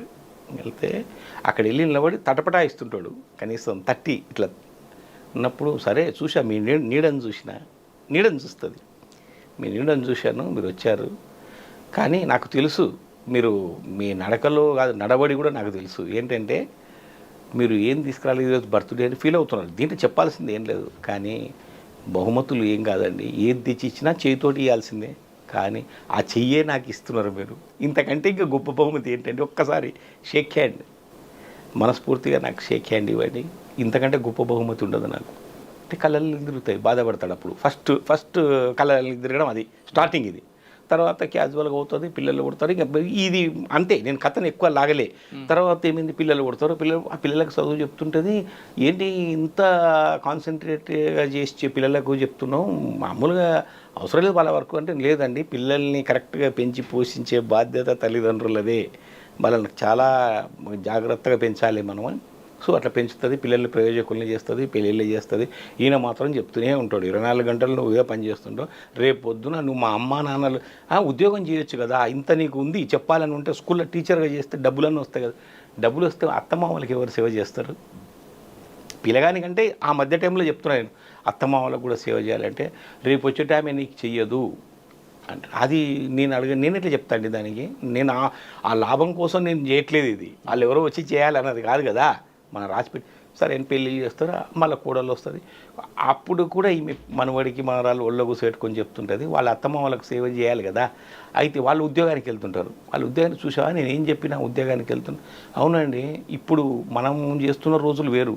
ఈరోజు వాళ్ళ కుటుంబం గెటాన్ కావాలంటే ఇద్దరు భార్యాభర్తలు ఇద్దరు ఉద్యోగం చేయాల్సిందే. మీరు ఉద్యోగానికి ఎక్కిన రోజు ఆ పరిస్థితి లేదు, ఒకరు చేస్తే సరిపోయేది. ఇప్పటి పరిస్థితులలో వాళ్ళు ఇద్దరు చేయాల్సి వస్తుంది. సో అది కరెక్టే, ఇది కరెక్టే. కానీ నాకు ఏది కరెక్ట్ అనిపిస్తుంది, నువ్వు అప్పుడు కష్టపడ్డావు, ఇప్పుడు కష్టపడ్డావు అంటే కష్టపడ్డంలో ఆనందం ఉందండి. అప్పుడు కొడుకు చేసినా, ఇప్పుడు మనవడికి చేస్తున్నా, అప్పుడు అత్తమామలకు చేసినా, ఇప్పుడు కోడళ్ళకి చేస్తున్నా. అంటే నేను అదే అంటున్నా, నువ్వు పుట్టిన ప్లేస్ రాంగ్ ప్లేసా, రాంగ్ టైమా? ఎందుకంటే అప్పుడు అత్తమామలకు నువ్వే చేయాలి, కోడళ్ళకి చేయాలి, రివర్స్ హ్యామరింగ్ నీకు. సో ఇది ఆమె చూడండి, మీరు పొరపాటు మాట్లాడుతున్నారని. కాలం మారుతుంటుంది, దాంతోపాటు మనం ప్రయాణించాలి. కాలం ముందుకు వెళ్తుంటుంది, దాంతోపాటు మనం ప్రయాణించాలి, ఎదురీదలేము. సో ఇది ఈ రోజుకి ఇదే న్యాయం. కానీ ఒకటి మాత్రం నిజం, ఎందుకంటే ఎప్పుడు భారం అయినప్పుడు నేను ఒకవేళ ఉంటే పర్వాలేదు, నేను చూసుకుంటా. నేను మీకంటే ముందు పోతే కనుక మీరు ఎట్టి పరిస్థితులలో వాళ్ళకు భారం కావద్దు. మీకు ఎట్లా పెన్షన్ ఉంది కాబట్టి ఇక్కడ పెయిడ్ హాస్టల్స్ చాలా ఉన్నాయి, ఎక్కడైనా జాయిన్ కావండి. ఇది నా ఒక్క కోరిక. నేను బ్రతికుండగా మిమ్మల్ని ఏం అడగలేదు. ఒకవేళ చనిపోతే ఇది ఒకటే కోరిక, బ్రతికుండగా ఏమొద్దు నాకంటది. పిచ్చిదానా పిచ్చి మాటలు మాట్లాడకు, క్యాజువల్గా అనేస్తాడు, అయిపోయింది. అయిపోయిన తర్వాత అన్ఎక్స్పెక్టెడ్ ఆమె నైట్ చనిపోతుంది. ఆ మాట అన్న 2వ రోజు 3వ రోజు చనిపోతుంది. చనిపోయిన తర్వాత అబ్బాయి అంటాడు, నాన్న చాలా రోజుల నుంచి అమ్మకు సిక్ అయిన తర్వాత నాకు అమెరికా ఆఫర్ వచ్చినా పోలేదు, అమ్మకు బాగాలేదని నేనే మీకు చెప్పలేదు, ఇట్లా మంచి ఆఫర్ వచ్చింది, వెళ్దాం నాన్న, నువ్వు కూడా రా, ఇప్పుడు ఇంకేమీ లేదు కదా ఇక్కడ, మనం వెళ్దామంటే నేను రాలేను రా, ఇక్కడ నుంచి మీరు వెళ్ళండి అంటాడు. అట్లా కాదు, ఫోర్స్ చేస్తారు. కోడలు లాస్ట్కు కోడలు అంటుంది, మామయ్య అత్తమ్మ జ్ఞాపకాలను వదిలి రానట్టుంది, రాలేడు, ఈసారి వదిలేద్దాం, వచ్చేసారి మనం తీసుకెళ్దాం, సో తప్పకుండా మనం వెళ్ళిపోదామండి, ఇంకా ఎక్కడైనా చెప్పి మంచి పేడ హాస్టల్ చేర్పిస్తారు సార్, చేర్పించి వాళ్ళు వెళ్ళిపోతారు. అంతే క్యాజువల్గా ఇతను నడుస్తుంటుంది లైఫ్. ఓ సంవత్సరం తర్వాత సార్, ఒక సంవత్సరం తర్వాత వాళ్ళు వస్తున్నామని ఫోన్ వస్తే అందరూ ఇక్కడ చెవులు కొరుక్కుంటుంటారు. ముసలోడి ఇవాళ చూడు ఎన్నడూ లేదు, ఇంత పొద్దుగా లేచి తలస్నానం చేసి ఓ ఎంత ఆనందంగా. ఎందుకు అంటే మనవరాలు వస్తుంది, తొలిసారి మనవరాలు వస్తుంది. జీవితంలో ఏంటంటే ఒకటే ఆయన ఓ కోరిక, మనవరాలు చూసి చనిపోవాలని. అది సో వస్తారు, వాళ్ళ కారు వచ్చి ఆగుతుంది, మనవరాలు రాగానే షేక్ హ్యాండ్ చేయి చేస్తాడు. సార్ నాకు ఒక్కసారి షేక్ హ్యాండ్ ఇవ్వమ్మ, మీ నాన్నమ్మ ఈ షేక్ హ్యాండ్ తోటి నా జీవితంలోకి వచ్చింది. నాకు సెకండ్ ఇన్నింగ్స్ నడవాలి అంటే కొంత మిగతా పీరియడ్ ఇప్పుడు బ్రతికుండాలి అంటే నీ షేక్ హ్యాండే మళ్ళీ నాకు ప్రాణదానం చేయాలి, అదే నాకు లైఫ్ నడిపించేది. మళ్ళీ నేను నా ఇందు చనిపోయి మళ్ళీ నా కళ్ళకి కనిపించింది, నేను బ్రతికున్నదే ఇందుకు, ఈ ఒక్కటి మళ్ళీ నేను చూడగలనా లేదా నా ఇందును అనుకున్నా, మళ్ళీ నేను బ్రతికాను. అందరికీ అక్కడ వాళ్ళందరికీ కళ్ళనీళ్ళు వస్తాయి సార్. అప్పుడు సరే నాన్న ఎప్పుడు నీ ఇందుతోటే ఉందో కానీ ఇప్పుడన్నా రమ్మంటాడు కొడుకు, కోడలు. నాన్న రమ్మంటే మామయ్య ఇప్పుడు రండి, ఎందుకంటే మీకంటే అప్పుడు సరే కొన్ని రోజులు అత్తమ్మ చనిపోయింది కాబట్టి మేము కూడా ప్రెజర్ అయ్యలేదు, ఈ వాతావరణం ఈ ఎన్విరాన్మెంట్ మీకు తెలియాలి, వదిలిపెట్టి రాలేదని, ఇప్పుడు ఇంకా రావచ్చు కదా, మనవరాలు కూడా ఉంది కదా అంటే, చూడమ్మా ఎంతమంది ఉన్నా ఎందరు సేవ చేసినా, ఎంతమంది ఉన్నా ఎందరు సేవ చేసినా, మీ అందరూ ఎంత బాగా చూసుకున్నా ఆమెనమ్మా. ఆమె ఇచ్చిన మాటకు నేను ఆమె బ్రతికున్నంతసేపు, ఆమె బ్రతికున్న రోజులు సుఖపెట్టలేకపోయిందేమో, కానీ చనిపోయిన తర్వాత ఒక్క మాట, మీరు మాత్రం ఎట్టి పరిస్థితులలో ఇక్కడే వాళ్ళ పిల్లలకు కష్టం కలిగించొద్దు అన్న మాట నాకు ఇప్పటికీ మనసులో ఉంది. నేను మాత్రం ఈ వదిలి రాలేనమ్మా, నా జీవితం ఇక్కడే, నేను ఇక్కడే ఖచ్చితంగా ఇక్కడే ఉంటాను, నేను నాకు ఏంటంటే నా జీవితంలో ధన్యమైంది. ఇప్పుడు నేను దేనికోసమైతే నా పర్పస్ ఏంటంటే మళ్ళీ ఒకసారి చూడాలనుకున్నా, నా మనవరాల్లో నా భార్యను చూసుకున్నా నేను. దిస్ ఇస్ లైఫ్ అండ్ ఎందరు లాస్ట్ వర్డ్ ప్రపంచాన్నంతా తాకింది సార్. ఎంతమంది ఉన్నా ఎందరున్నా ఎందరు సేవ చేసినా అందరిలోకి ఆమె అంతే, that's all, there is no replacement. ఆమె అన్న మాట కదిలించింది సార్. మీరు కథలు చదివితే ఇంకా నేను ఎందుకంటే ఓవరాల్గా చెప్పా కాబట్టి అక్కడ పాయింట్స్ నేను చాలా బాగా నాకు కూడా గుర్తు లేకపోవచ్చు యాజ్ ఇట్ ఈజ్ చెప్పాను, కానీ మీకు అవుట్లైన్ చెప్పా, ఒక చిన్న లైన్ ఇట్లా. సార్ ఇటీవల మీరు బహుమతి పొందిన కథ ఒకటి చెప్పండి. బహుమతి పొందిన సార్, మొన్న త్యాగరాజ గాన సభలో ఒక కథల సంకలనం సార్, వంశీ వాళ్ళ కథలు, వంశీ కథలు అని 2024 వంశీ కథలు అని చెప్పి, వంశీ కథలు సంకలనం సార్, అది ఒక సంకలనం. అయితే వాళ్ళు ఏం చేశారంటే ప్రపంచవ్యాప్తంగా కథా రచయితలను ఆహ్వానించారు సార్, సింగిల్ పేజీ కథలు ఆహ్వానించారు. ఆ పోటీకి నేను రాశా, అందులో నా కథ కూడా అందులో అంటే ఎంట్రీ అయింది. మిస్డ్ కాల్ కాదు, నేను దానికోసం సింగిల్ పేజీ కథ అది. సో ఆ కథలో మెరిసిన కళ్ళు సార్, ఆ కథ పేరు మెరిసిన కళ్ళు అని రాసిన, అది ప్రత్యేక బహుమతికి ఎన్నికైంది సార్. అంటే వాళ్ళు 250 కథలలో ప్రత్యేకంగా ప్రథమ, ద్వితీయ, తృతీయ, తర్వాత ఒక 10 ప్రత్యేక బహుమతులు కథలు, అందులో ప్రత్యేక బహుమతి నాకు ఈ కథకు వచ్చింది సార్. నేను ఎక్స్పెక్ట్ చేయలేదు. ఏంటంటే దాని లైన్ ఏం లేదు సార్, మామూలుగా చాలా మటుకు అంటే కథ థీమ్ తీసుకునేటప్పుడు నేను ఆలోచన చేసిన అంటే ఉన్నత వర్గాల్లో మంచి వాళ్ళు ఉంటారు, కింది స్థాయి వాళ్ళని మంచిగా చూసుకుంటారని ఒకటి ఆల్రెడీ తెలుసు. దాని మీద కథలు చాలా వచ్చినాయి. కానీ కింది స్థాయిలో కూడా కొంతమంది మంచి వాళ్ళు ఉంటారు. అందరూ చెడ్డోళ్ళు కాదు. కింద స్థాయి అందరూ దొంగతనాలు చేస్తారు. అట్లా అయితే పని మనుషులు అలా ఉండరు. అదే పైన ఉన్నటువంటి అది వాళ్ళే కాదు సార్. అంటే ఎవరింట్లో అయితే మనం పని చేస్తామో వాళ్ళకు ఉన్నట్టు అక్కడ ఉన్న ఆ ఇంటి వాళ్ళే కాదు, ఇంట్లో పనిచేసే వాళ్ళు కూడా మంచి వాళ్ళు ఉంటారు. ఇంటి వాళ్ళు అయితే చెడ్డవాళ్ళు దాంట్లో ఉండొచ్చు, దీంట్లో ఉండొచ్చు. అది నేను ఏం తీసుకున్నాను అంటే, ఒక పని మనిషి సార్ చాలా నమ్మకంగా పనిచేస్తుంటుంది ఒక ఇంట్లో. సో ఒకరోజు ఆ ఇంట్లో ఒక ఫంక్షన్ జరుగుతుంది సార్. ఆమె బర్త్డే ఘనంగా సెలబ్రేట్ చేసుకుంటారు. భార్య ఆ ఇంటి ఓనర్ అమ్మది. అయిన తర్వాత ఉదయం ఎర్లీ మార్నింగ్ అందరూ బంధువులు వెళ్ళిపోతారు. కొంతమంది అయితే ఊడుస్తుంటే ఒక బంగారు నెక్లెస్ దొరుకుతుంది సార్. వచ్చిన బంధువులు అది ఎవరో ఆ నెక్లెస్ దొరికితే అక్కడ ఎవరు ఉండరు. కానీ తను తీసి పెట్టుకోవచ్చు దాన్ని. కానీ అలా చేయదు. తీసుకుని వెళ్ళి అయ్యగారు అందరు ఉంటారు బంధువులు, ఎవరికి చెప్పదు. ఒక్కసారి ఇక్కడ రండి అయ్యగారు అని ఓనర్ని పిలిచి, అయ్యా నేను డ్రెస్సింగ్ టేబుల్ దగ్గర ఊడుస్తుంటే ఇది దొరికింది, కింద పడి ఉన్నదని నగ ఇస్తుంది. అతను తీసుకుంటాడు. ఓ థ్యాంక్స్ మంగ అంటాడు. అయిపోతుంది అక్కడికి, అంతే. తర్వాత కొన్ని రోజులకు సింపుల్గా ఇది ఓ సింగిల్ పేజీ కథనే సార్. రెండవ ఎపిసోడ్లో ఏంటంటే, వాళ్ళ బావమరిది ఓనర్ వాళ్ళ బావమరిది వాళ్ళ సిస్టర్ వాళ్ళు వస్తారు. వచ్చి హాస్పిటల్ లేదు పని మీద వస్తారు. వచ్చిన తర్వాత వీళ్ళేమో అప్పుడే బయటకి ఎక్కడో వెళ్తుంటారు పని మీద. వీళ్ళు తెలియదు. అన్ఎక్స్పెక్టెడ్ ఏంట్రా చెప్పా పెట్టకుండా వచ్చినావు అంటే ఆమె ఆ మరిదిని అంటే తర్వాత తమ్ముడిని, అంతే కదా బావమరిది ఓనర్కి ఎందుకు వచ్చినావు అంటే, లేదు అర్జెంట్ పని మీద వచ్చినాక నీకు చెప్తే మళ్ళీ మీరు మా కోసం టైం కేటాయిస్తారు, అవసరం లేదు, మేము చెకప్ కోసం వచ్చినాం, ఒకసారి రాణి నేను చూపించుకొని వెళ్తామంటారు. సరే మేము బయటికి వెళ్తున్నాం, పని మనిషి ఉంటుంది అమ్మ, ఆమెకు చెప్తారు మంగ మొత్తం వాళ్ళకి ఏం కావాలో అన్నీ చేయి, వంటకు కూడా అన్నీ అరేంజ్ చేసి పెట్టు, తను చేసుకో, వంటకాడ కూడా చేయండి, అన్నీ చేయండి, నువ్వు ఈరోజు ఇంటికి వెళ్ళొద్దు, ఇక్కడే భోంచొద్దు అంటుంది. సరే అమ్మ అంటారు. అని పని చేస్తుంటుంది.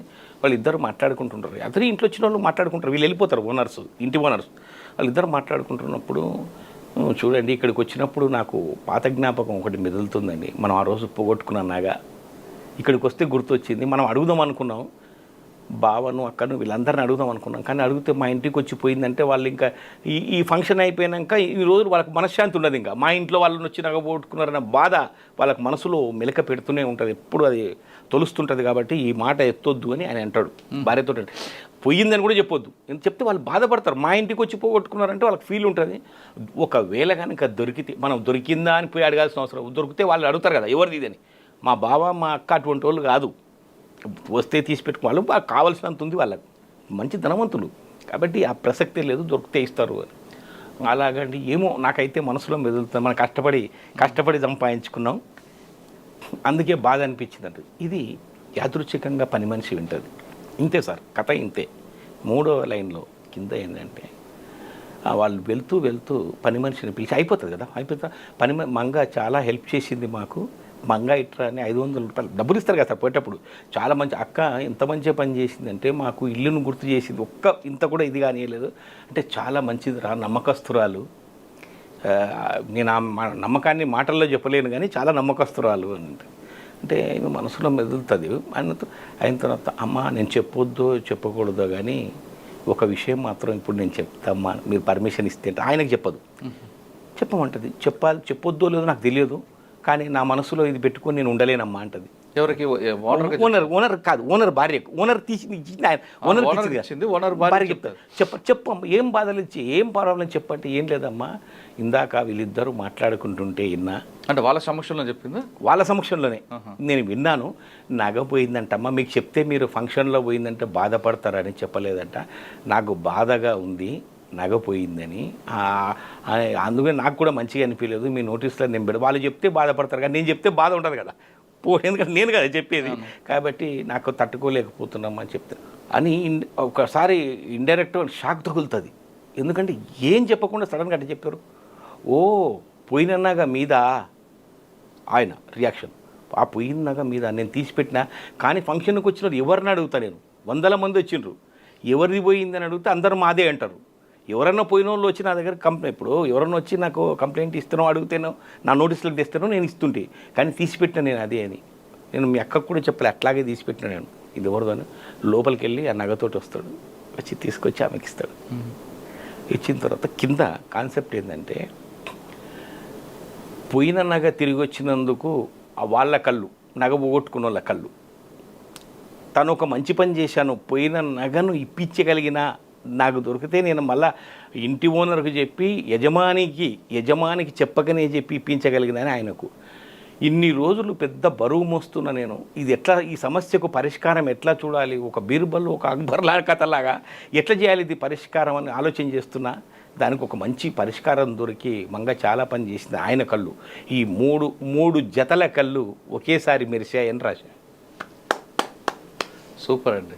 మూడు జతల కళ్ళు ఒకేసారి కళ్ళు మెరిచినాయి. అంటే మంచి పని చేశాను. అది బరువు పెట్టుకొని కూర్చున్నా నేను ఇన్ని రోజుల నుంచి. ఆయనకు పెద్ద నగ లెక్క కాదు, కానీ ఎత్తిస్తాడు. ఎవరిదని ఇస్తాడు సార్, ఎవరెవరు ఇంటికి వెళ్ళి అడుగుతాడు, ప్రతి ఇంటికి నీది పోయిందా అని అడగలేడు. ఎవరైనా వచ్చి కంప్లైంట్ చేస్తేనే కదా ఇచ్చేది. తీసిపెట్టిండు, ఆయన ఏం తినలే అమ్మలే, ఏం చేస్తాం. చాలా బాగుంది సార్. బిస్కెట్ కాల్ గురించి చెప్పండి. బిస్కెట్ కాల్ ఒక పూర్ అబ్బాయి, ఒక ధనవంతురాలు, ఇద్దరు ఒకే ఊరి వాళ్ళు. వీడు ఎక్కడో షెడ్యూల్ క్యాస్ట్. వాళ్ళ ఊర్లో ఇంతకుముందు మీకు బాగా విలేజ్ గురించి మీకు టచ్ ఉంటే ఏంటంటే మాదిగగిరి, మాలగిరి అని వీధులు, మాలవేదులు, కుల పేరు మీద రెడ్డి వీధి అని, వీళ్ళు వెలమ వీధి, అలా వీధులలో ఈమె చాలా ఉన్నత వర్గానికి చెందిన ఆమె. ఈమె అట్టడుగు స్థాయికి చెందినటువంటి అతను, ఇద్దరు కలిసి యూనివర్సిటీలో కలుస్తారు. ఒకే ఊరు, కానీ తెలియదు కదా, ఆల్మోస్ట్ సేమ్. ఇద్దరు పీజీ ఫైనల్లో కలుస్తారు. అక్కడ కలిసిన తర్వాత ఇతని వ్యక్తిత్వం ఆమెను ఆకట్టుకుంటుంది. ఆకట్టుకొని చాలా సంతోషపడుతుంది. మీ పేరు ఏంటి, చాలా డిగ్నిఫైడ్గా ఉంటారు మీరు, ఎట్లా సాధ్యం అది ఇది అని అంటే, ఏముందండి మాకు మా నేటివ్ ప్లేస్ తోటి అబ్బినటువంటి ఇదంది మాకు అంటాడు. ఏ ఊరు మీది అంటారు. సో అండ్ సో, దీని మాతృభూమి జన్మభూమి ప్రాధాన్యత. నేను కూడా అక్కడ ఆ ప్రాంతం దాన్ని ఏ ఊరు అంటాడు. ఇంకా ఊరు పేరు చెప్తుంది, నేను అదే ఊరు. కాకపోతే మన ఇద్దరి మధ్య వ్యత్యాసాలు ఏంటి మేడం తెలుసా, మా గేరి మాదిగ వీధి, మీది రెడ్డి వీధి, అందుకే మనం కలవలేకపోయినాం. కాకపోతే ఈ ఇక్కడ విద్యాలయంలో, ఈ విశ్వవిద్యాలయం ఏంటంటే పడగది, వంటగది, స్నానాల గది పర్సనల్, తరగతి గది యూనివర్సల్. అవన్నీ నీ పర్సనల్, అవును, నీ ఇంట్లో ఉన్నాయి. తరగతి గది, స్నానాల గది, పడగది పర్సనల్, తరగతి గది ఇది గదే, కానీ ఇది యూనివర్సల్, ఇక్కడ అందరు రావచ్చు. అట్లా కలిసినాం మనం అంటాడు. ఎంత చమత్కారంగా మాట్లాడతారండి మీరు. అట్లా ఫిదా అయిపోతారు. ఆమె ఫిదా అయిపోయి ఇద్దరు ప్రేమించుకుంటారు. ప్రేమించుకున్న తర్వాత జరిగిన సంఘటన ఏంటంటే ఆమె చెప్తారు, మరి చూడండి మిమ్మల్ని నేను ఎక్కువ క్లోజ్ అయితే మనం ఇంతవరకే ఉందాం, ఇది మనకి కుదరని పని మన ఇద్దరం అంటే. ఇంకా పాతకాలం ఏందండి, మనం పీజీ స్టూడెంట్స్ ఇక్కడ భవిష్యత్తులో రేపు బయటికి వెళ్తున్నాం మనం, మన కాళ్ళ మీద మాట్లాడతాం. ఈ కులాలు మతాలు ఇవన్నీ పట్టించుకునే పని లేదు, మీకు ఇష్టమా కాదా చెప్పండి అంటారు. మిగతావన్నీ నా తరఫున నేను చూసుకుంటాను, నీ తరఫున ఏదైనా అభ్యంతరాలు ఉంటే చెప్పండి అంటే, నా తరఫున ఒకే ఒక అభ్యంతరం ఏంటంటే, నాకు ఖచ్చితంగా నా కళ్ళ ముందు ఒక విజన్ ఒకటి కనిపిస్తుంది. ఏంటంటే ఈ పెళ్లి చేసుకోవాలంటే నేను సమాయత్తమై చేసుకోవాలి యుద్ధానికి. నీకు సమాయత్తం కావాల్సిన అవసరం లేదు. ఎందుకు సమాయత్తం కావాలి, నాకు పెళ్ళి కావాల్సిన చెల్లి ఉంది, నేను రాంగ్ స్టెప్ వేస్తే చెల్లెల లైఫ్ పోనీ నేను చేసుకున్న తర్వాత నన్ను బ్రతకనిస్తారంటే అది డౌటే. ఉన్నత వర్గాలు, నాకు లైఫ్ థ్రెట్ ఉంది. అయితే మళ్ళీ మీరు అనుకోవచ్చు, ప్రేమించిన దానికి లైఫ్ మీకోసం నా ప్రాణం తృణప్రాయంగా భావించి నేను పెడతా, కానీ నా లైఫ్ నా కోసం కాదు కదా, నా చెల్లెలు కూడా ఉంది కదా, అమ్మ ఉంది, వీళ్ళను కాపాడాలి అన్నప్పుడు నేను అట్లా ఆలోచన చేయలేను. మీకోసం ఒక్కటి మాత్రం కండిషన్, నేను ఖచ్చితంగా మీరు అదే మాట మీద నిలబడితే నేనే కావాలి అని మీరు అనుకున్నప్పుడు డెఫినెట్గా నేను ఏం చేస్తా అంటే, మా చెల్లెలు పెళ్లి చేసిన తర్వాత నేను డెఫినెట్గా దేనికైనా తయారైతే అంటాడు. ఎవరంటారు? ఈయన అబ్బాయి. ఆమె ఏం లేదు, ఆమె రెడీ, నేను అన్నిటికీ నేను ఫేస్ చేయడం. అయితే ఒక పని చేయండి, సెలవుల్లో నేను వెళ్ళిపోతున్నా, ఇక్కడ అంటే హైదరాబాద్లో సిటీ అయింటారు వాళ్ళంతా, ఊరు నేటివ్ ప్లేస్ అదే, కానీ అందరు సిటీలో ఉంటారు కదా. నేను వెళ్ళిపోతున్నా, ఒకటి ఏంటంటే మీరు అప్పట్లో ఫోన్ ఫెసిలిటీ లేదు ఎక్కువ, మీరు ల్యాండ్ ఒక మిస్డ్ కాల్ ఇవ్వండి. కొత్తగా ధనవంతులకు మాత్రమే ఉండేవి సెల్ ఫోన్స్. అవును, ఇంత లావు సెల్ ఫోన్స్ ఉంటాయి కదా పీరియడ్, అట్లా నోకియా. సో ఒక ఫోన్ చేయండి అంటే మిస్డ్ కాల్ ఇవ్వండి అంటే సరే అంటాడు, మీరు మాట్లాడండి అని వెళ్ళిపోతారు. వెళ్ళిపోయిన తర్వాత కాలక్రమేణా ఫోన్లో ఇప్పుడు మిస్డ్ కాల్ ఇచ్చినప్పుడు తనే మాట్లాడేది, అట్లా వాళ్ళ మధ్య నడుస్తుంటుంది. చెల్లి పెళ్ళి కొరకు ప్రయత్నం చేస్తాడు, కానీ దురదృష్టవశాత్తు చెల్లిని ఎవడో ట్రాప్ చేస్తాడు. అమ్మాయి అయిపోతుంది, చెడిపోయి తను ఎవరినో లవ్ చేసి వెళ్ళిపోతుంది. వెళ్ళిపోయిన తర్వాత ఇంకా ఇప్పుడు ఏంటంటే పబ్లిసిటీ అయిపోతుంది ఊర్లో మొత్తం ఊరు కదా ఉద్దరిది ఒకటే ఊరు కదా ఊర్లో ఉంటుంది చెల్లి మొత్తం ఊరంతా ఆమె అది ఊరితోటో లేచిపోయిందంట అని అట్లా అంటారు కదా అట్లా పాపులర్ అయిపోయి ఈయన ఇంత చదువుకొని బాధపడుతుంది అది ఈయన చెప్తాడు అనమాట ఇట్లా ఇది చెప్పాడు ఇప్పుడు ఆలోచన చేస్తాడు నేను ఇప్పటికే మైనస్ నాకు ఒక మైనస్ ఉంది కులం తక్కువ ఆస్తిలో తక్కువ ఆ స్టేటస్ తక్కువ ఇప్పుడు అడిషనల్ ఇది ఈ పరిస్థితుల్లో ఆమెకి 80% న్యాయం చేయలేను నేను కదా న్యాయం చేయలేను ఈ పరిస్థితుల్లో నేను మిస్డ్ ఇచ్చి ఆమెను సరే అయిపోయింది కదా అని చేయలేను నాకెందుకో మనసు ఒప్పట్లేదు అనుకుంటాడు తను మాత్రం ఇంకా కాల్ రాలేదు అని చూస్తుంటుంది మిస్డ్ చేస్తే వస్తామని తర్వాత కొన్ని రోజుల తర్వాత కాల్ రాకపోతే తను ఇక్కడికి వస్తుంది ఎక్కడైతే ఉంటారో వాళ్ళ ప్లేస్ ఉంటుంది కదా ఆ ప్లేస్కి వచ్చి వెళ్తే అమ్మ ఆయన ఎప్పుడో కాల్ చేసి వెళ్ళిపోయినారు అంటే ఏంటి అంటే వాళ్ళ చెల్లెలకి ఇట్లా అయిందని అక్కడికి వస్తే తెలుస్తుంది ఆయన వాళ్ళ చెల్లెలు ఎవరినో తీసుకుని వెళ్ళిపోయిందంట అప్పటి నుంచి ఆయన పిచ్చోడు అయి తిరుగుతున్నాడు అలా జరిగింది తర్వాత చాలా బాధపడుతుంది ఇంకా వెళ్ళిపోతుంది ఏం చేస్తుంది సార్ ఇంకా ఫోన్ కాల్ మిస్డ్ కాల్ కోసం ఎక్కడెక్కడో ట్రై చేస్తుంది 1 ఇయర్ వేస్ట్ చేస్తుంది తర్వాత తల్లిదండ్రులు పెళ్లి చేసుకోమని ఫోర్స్ చేస్తారు ఫోర్స్ చేసిన తర్వాత చీచి ఇంత నమ్మక ద్రోహులు ఎవరంటే నేను 100% చిన్నపిల్లగాడు కాదు కదా చెప్పిన మొత్తం వెళ్ళిపోయిన తర్వాత పెళ్లి చేసుకుంటే అమెరికాకి వెళ్ళిపోతుంది అక్కడికి వెళ్ళిపోయిన తర్వాత ఒక అబ్బాయి పుడతాడు అయిపోయింది తర్వాత ఒకసారి మామూలు వెకేషన్స్కి వస్తారు కదా ఇక్కడికి వచ్చిన తర్వాత అతనికి ఏదో రకంగా కాలేజీకి వెళ్ళి మళ్ళీ ఆమెకు అనుమానం ఉంటుంది అక్కడ వెళ్ళి ఎక్కడ చదువుకున్నారో అక్కడ అంతా వెళ్ళి చూస్తే అమ్మ ఆయన ఇప్పుడు ప్రొఫెసర్గా చేస్తున్నాడు ఇదే కాలేజీలో ఓ అలాగా అని చెప్పి అనుకుంటుంది ఎట్లా కలవాలి చేస్తే ఆయన ఇవి వచ్చిందని తెలిసి ఆయన మళ్ళీ ఎస్కేప్ అవుతాడు సెలవు పెట్టిపోయిందండి 6 రోజులు అమెరికాకి వెళ్ళిపోతే తాను అక్కడ భర్త ఒకసారి డైరీ తీస్తుంటే ఇదంతా ఉంటుంది కథ ప్రేమించింది ఆయన ఏం చేస్తాడు తెలుసా ఆ నెంబర్ చూసి కొత్త నెంబర్ కదా ఆయనది కొత్త నెంబర్ అమెరికా నుంచి ఫోన్ చేస్తాడు ఇప్పుడు అప్పటికి నాకు ఫోన్ వచ్చింటుంది ఇప్పుడు మారిపోయింది కదా లెక్చరర్ అయ్యిండు ప్రొఫెసర్ అయ్యిండు కదా సో ఫోన్ ఎత్తాడు నేను ఇట్లా పలానా ఇందుమతి భర్తనండి ఓ అలాగా చాలా సంతోషం గుర్తుంటుంది నాకు మొత్తం ఎందుకంటే ఇట్లా అయిపోయింది చాలా సంతోషం అని మీ గురించి నాకు మొత్తం తెలిసింది అది అంతా ఓ అలాగా అయితే ఈ మొత్తం చెప్పి కాన్సెప్ట్ అంతా చెప్పిన తర్వాత మీకు ఎంతమంది అండి పిల్లలు అంటారు ఆయన అడుగుతాడు మీకు ఎంతమంది పిల్లలు అంటే నేను ఇంకా పెళ్లి చేసుకోలేదు అంటాడు ఆయన షాక్ నేను ఇంకా పెళ్లి చేసుకోలేదు సాక్రిఫై చేసిండు ఆయన దానికోసమే సో చాలా బాధపడతాడు ఎట్లా చెప్పాలి ఆమె కమ్యూనికేషన్ ఎట్లా చేయాలి అని జస్ట్ ఆ పిల్లగాడు అంటే మీకు ఒక సర్ప్రైజ్ ఏంటంటే ఆ డెలివరీకే వచ్చింది ఆమె ఇక్కడికి ఇండియాకి వచ్చి డెలివరీ చేసుకుని అంతే పోయింది తర్వాత షాక్ ఇవ్వాలంటే ఏంటంటే ఇదంతా జరుగుతున్నప్పుడు అతను ఏం చేస్తాడంటే ఆలోచన చేస్తాడు పెళ్లి చేసుకోలేదు అని చెప్పి ఆలోచించి ఓ పని చేయండి మీరు ఒక సహాయం చేయాలని నాకు మొన్న మా బాబు ఉన్నాడు అక్కడ వచ్చి ఆ ఉస్మానియాలోనే అక్కడ చదువుకుంటాడంట అంటే మీ దగ్గర చదువుకుంటాడు నేను పంపిస్తానంటాడు చాలా పీరియడ్ గడిచిపోయింటుంది అదేంటండి అమెరికా లాంటి స్టాండర్డ్ ఎడ్యుకేషన్ చోట వదిలిపోతుంది లేదు అతను అక్కడికి ఎవరు నాకు నమ్మకం లేదండి ఎవరి దగ్గర మీరు ప్రొఫెసర్ కదా మీ దగ్గరే ఉండే అబ్బాయి చదువుకుంటాడు అక్కడ ఇంకోటి ఏంటంటే వాళ్ళ అమ్మ చదివిన స్కూల్లో చదివితే వానికి ఒక ఆనందం అదే కాలేజ్ దాంట్లో పంపించమంటాడు పంపిస్తారు అయిన తర్వాత ఆ పిల్లగానికి తెలియదు ఎందుకు డాడీ పంపిస్తున్నాడో ఇక్కడికి అక్కడ అమెరికా వదిలిపెట్టి ఇక్కడ ఎందుకు పోమన్నాడో ఇదంతా సస్పెన్సే మొత్తం కథలు ఇంకా బాగుంటాయి డీటెయిల్గా మీరు అవుట్లైన్ చెప్తున్నా సో తీరా జరిగిన సంఘటన ఏంటి అంటే ఆ అబ్బాయికి ఆయన ఏం చేస్తాడంటే ఒక లెటర్ రాస్తాడు కొడుకు నాన్న అట్లా బాగుండంటే అవునండి నాన్న అంకుల్ ఇక్కడ మంచిగా చాలా బాగా చూసుకుంటాడు చాలా ప్రేమతో చూసుకుంటున్నాడు అది సరే బిడ్డ నేను తెలుసా ఇందుమతి కొడుకు ఈయన కూడా తెలియదు ఈ అబ్బాయికి తెలియదు పంపించి నా ఫ్రెండ్ అంటాడు అమ్మకు ఫ్రెండ్ అని కూడా చెప్పాడు కదా ఒట్టి అబ్బాయి కాదు ప్రొఫెసర్ గారికి లవ్ అంతా మొత్తం చదివింది కదా డీటెయిల్ ఆమె కూడా చెప్పింది ఆమె పెళ్ళి అయినప్పుడే చెప్పింది ఈ స్టేట్మెంట్ ఇట్లా ఉన్నది అతను మిస్డ్ కాల్ ఇస్తాడు ఇవ్వలేదు ఇప్పుడు ప్రొఫెసర్ గారు ఉన్నారు కదా ప్రొఫెసర్ గారికి భర్త అని తెలుసు ఆయన మొత్తం డీటెయిల్ చెప్పుకున్నాడు వాళ్ళిద్దరి మధ్య అండర్స్టాండింగ్ ఉంది మొత్తం టోటల్ చెప్పిండు బాగానే ఉంది అని ఆమె అక్కడే ఉంది ఆమె మాట్లాడట్లేదు అది తర్వాత అదేం అడగడినా మాట్లాడమన్నాడు ఏమన్నా తనే డీల్ చేస్తున్నాడు తర్వాత బాబు ఇక్కడికి వస్తాడు వచ్చిన తర్వాత నేను నెక్స్ట్ వస్తున్నానన్నా రేపు తర్వాత వస్తాడు ఆయన వస్తాడు సరే వెకేషన్స్కి వస్తాడు వచ్చి ఈ రూమ్లో దిగిన తర్వాత నాన్న అప్పుడు చెప్తాడు కొడుకు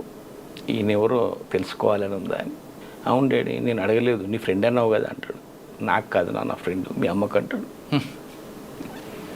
అంటే ఆ సర్ప్రైజ్ అమ్మకేంటి నాన్న అంటే ఈ లెటర్ చదవమని ఇస్తాడు రాసింది.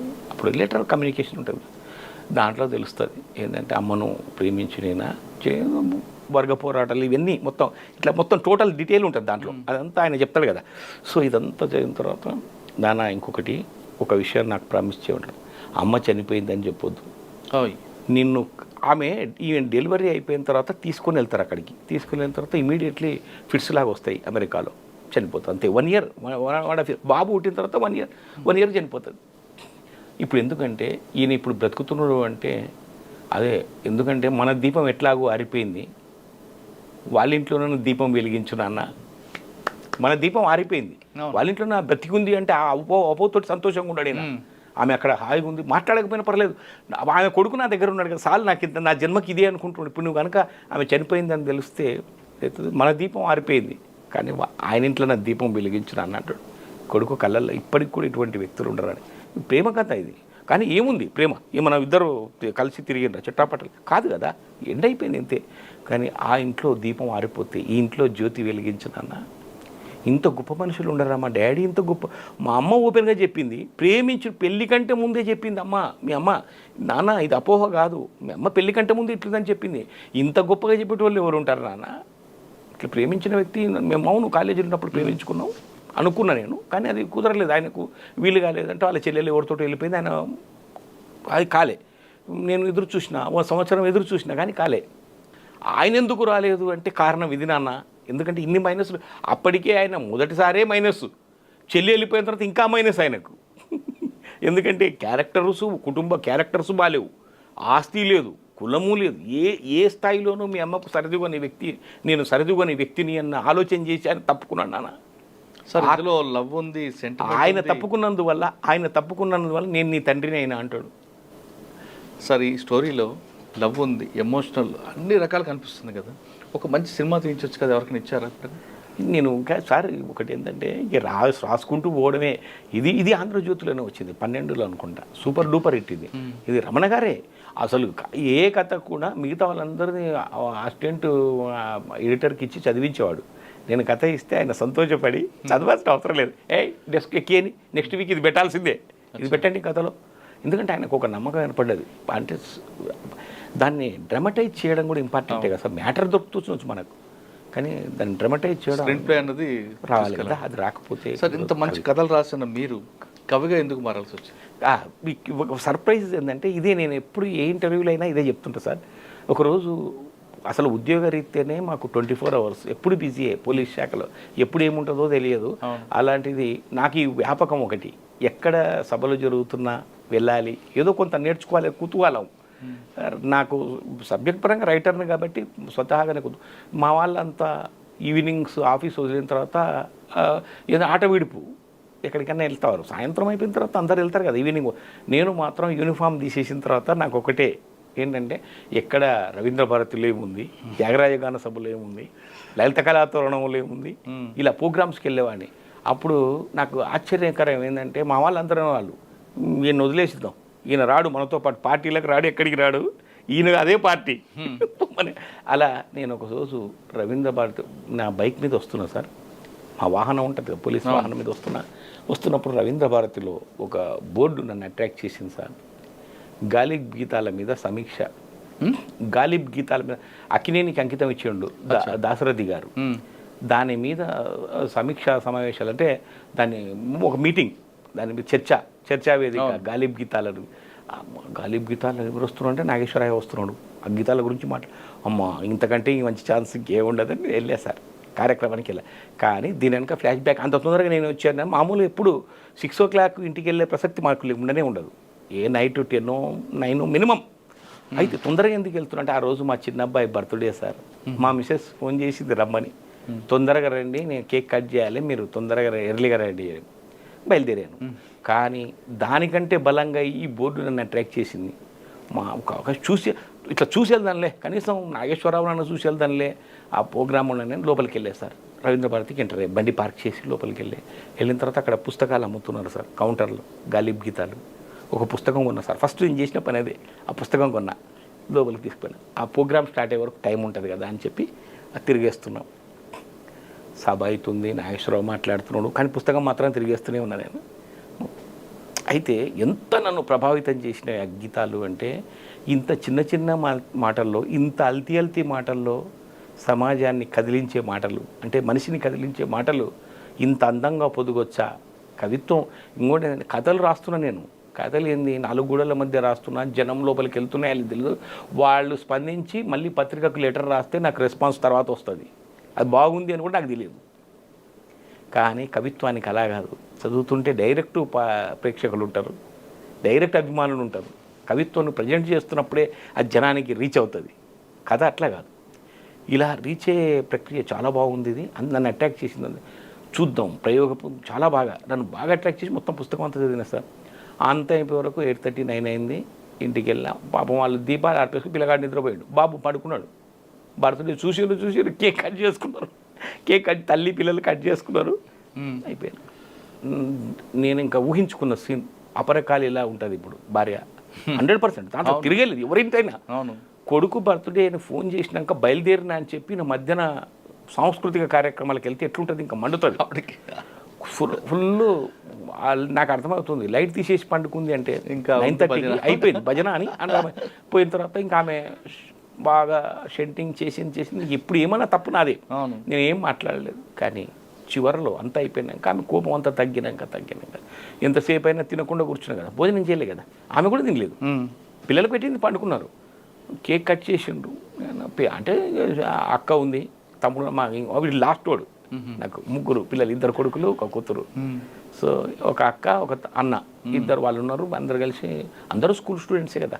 చిన్నపిల్లలు వీడు చిన్నవాడు, మరి లాస్ట్ వన్ వాడు బహుశా 3rd క్లాస్ ఏమో, ఒకడు 5th క్లాస్, ఒకడు 7th క్లాస్. మేడం షంటింగ్ అయిందా? ఫుల్ షంటింగ్ అయిపోయి అంత తర్వాత అలసిపోయి కూర్చున్న తర్వాత అప్పుడు నేను కరెక్ట్ గాలిబ్ గీతాలు చదువుతుంటే నాకు అనిపించింది సార్, ప్రయోగాత్మకంగా ప్రయోగిద్దాం దీన్ని కవిత్వం. ఎంత తీయని పెదవులే ఇంతినీవి, ఎంత తీయని పెదవులే ఇంతినీవి, తిట్టుచున్నప్పుడు కూడా తీపి కురియుచుండు అన్న. ఆవిడకి ఇచ్చారు ఒకటి, సాల్లే సంబరం అన్నది. అంటే అయిపోయినట్టు ప్రసన్నమైనట్టే.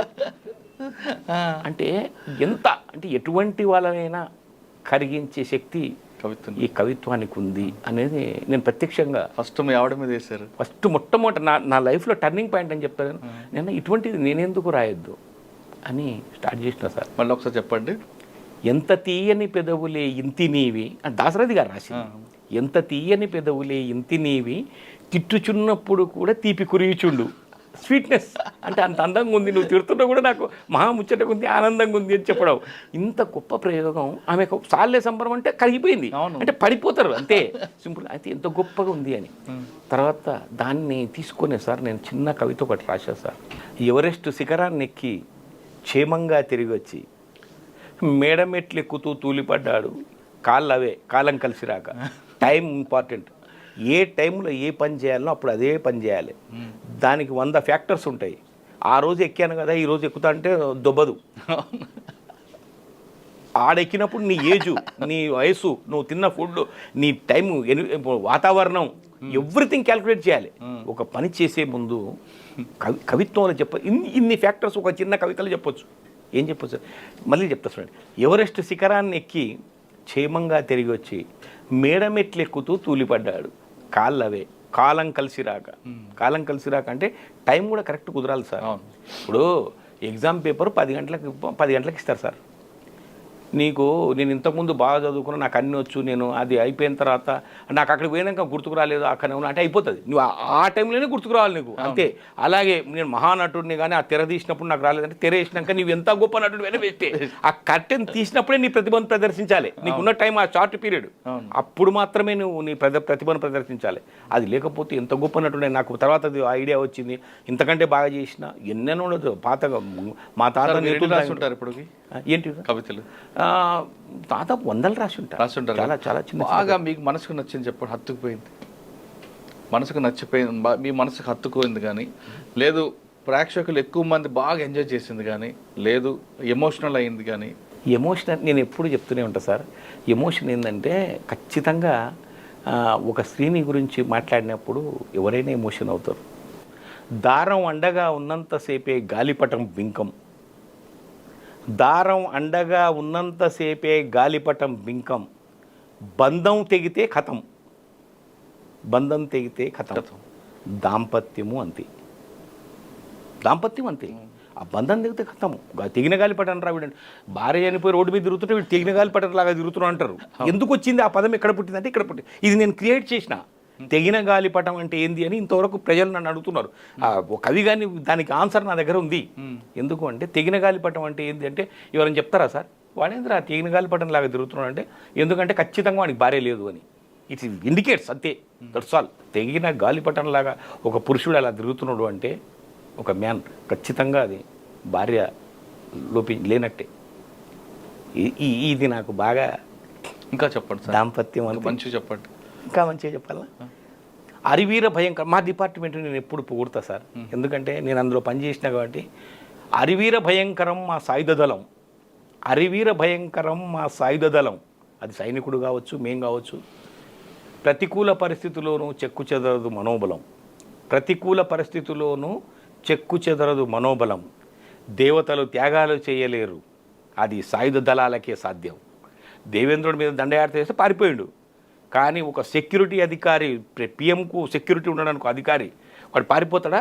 లేదు. వాడు థ్రెట్ వానికి ఉంటుంది. వాడు చనిపోయినాకనే ఎవరికైనా, వాడు ఎవరికైతే రక్షణ ఉంటాడో వాళ్ళకు థ్రెట్, కానీ వాడు ఉన్నంత వరకు ఆ రక్షణ కూడానే. దీని మీద నేను రాశాను సార్. ఇది ప్రపంచ తెలుగు మహాసభల్లో చదివాను నేను. పోలీస్ శాఖ నుంచి దాదాపు 1,00,000 మంది పోలీసుల 2011లో తిరుపతిలో జరిగింది ప్రపంచ మహాసభలో.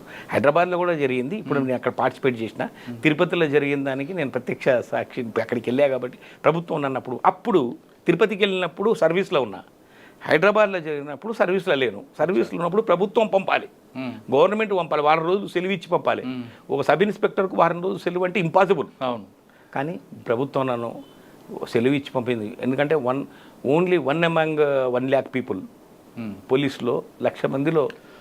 ప్రపంచ తెలుగు మహాసభలు తిరుపతిలో జరిగినప్పుడు చాలా రాష్ట్రాల నుంచి మన తెలుగు వాళ్ళు వచ్చి, తమిళనాడు అవ్వచ్చు, వెస్ట్ బెంగాల్, ఒడిస్సా, అన్ని రాష్ట్రాల్లో కన్నా పలానా వ్యక్తి బాగా రాశారు అన్నది మీకు ఏమైనా గుర్తుందా? ఎందుకంటే తెలుగు ఖరగ్పూర్ నుంచి వచ్చారు, ఒడిస్సా నుంచి వచ్చారు, చాలా మంది వచ్చారు అందరూ. అంటే ఇది ఓన్లీ వేరే ఒక్కొక్కరిది ఒక్కొక్క ప్యాషన్ కనిపిస్తుంది. రెండోది అంటే కవిత్వాన్ని మనం అట్లా బేరీ ఇంకోటి ఎవరు వచ్చినా ఒకటే భాష కదా, తెలుగు మీదనే. ఏ రాష్ట్రం నుంచి రాష్ట్రాల్లో స్థిరపడ్డారు మన తెలుగు వాళ్ళు. కర్ణాటకలో ఉన్నారు, ఒరిస్సాలో ఉన్నారు, అమెరికాలో భాష మీద పట్టుతో, తెలుగు భాష మీద ప్రేమతో, తెలుగు భాష గురించి చెప్పే వాళ్ళు ఏ రాష్ట్రంలో ఎక్కువ ఉన్నారు? ఏ రాష్ట్రంలో అంటే జనరల్గా అందరూ వస్తుంటారు.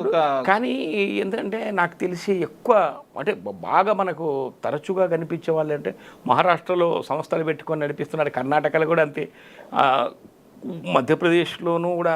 మధ్యప్రదేశ్, వెస్ట్ బెంగాల్ కూడా ఉంది కదండి, ఖరగ్పూర్లో తెలుగు తెలుగు సంఘం ఉంది. అంటే అన్ని చోట్ల సంఘాలు ఉన్నాయి. కానీ ఈ తెలుగు కవులు కూడా యాక్టివ్గా పార్టిసిపేట్ చేసే కవులు ఎక్కువ మహారాష్ట్ర నుంచి, కర్ణాటక నుంచి యాక్టివ్గా. అంటే మిగతా అక్కడ కూడా సంఘాలు ఉన్నాయి, అక్కడ వాళ్ళు పెట్టుకుంటారు, కవి సమ్మేళనాలు పెట్టుకుంటారు, మమ్మల్ని ఇన్వైట్ చేస్తారు. కానీ ఎక్కడైనా వచ్చే ఇది వీళ్ళకి ఎక్కువ ఇంట్రెస్ట్. అంటే ఇప్పుడు అంటే వాళ్ళ సంస్థలు అట్లా పెట్టుకున్నారు. ఎందుకంటే బాగా వైడ్గా కొంచెం పబ్లిసిటీ ఇచ్చుకుంటూ. సార్, మీరు రాసిన కవితల్లో ప్రేమికుల గురించి ఇప్పుడేం రాశారా? ప్రేమికుల గురించి మీ కథలు ఎక్కువ కూడా ప్రేమ వైపే ఉన్నాయి. కవిత్వంలో కూడా కవిత్వం కూడా అంటే ప్రతి కవిత ప్రేమ కవితనే కదా. అంటే జనరల్గా అదర్ దాన్ మంచి కవిత చెప్పండి ప్రేమికుల గురించి. ప్రేమికుల గురించి అంటే కొంతమంది రాశారు ఈ మధ్యన. ఏ సార్? తక్కువ కాలం ప్రేమించుకున్నాడు, ఉదయం ఏమో డార్లింగ్ అంటారు, సాయంత్రం అయితే డైవర్స్ అవుతుంటారు.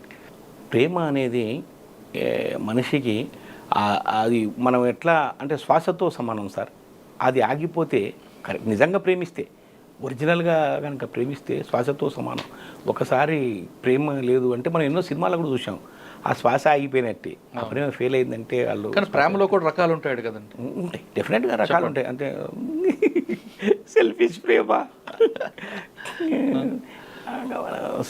ప్రేమ గురించి నేను ఈబీవి సత్యనారాయణ గారి దీంట్లో ప్రేమ గురించి చాలా స్పష్టంగా వివరిస్తుంటారండి.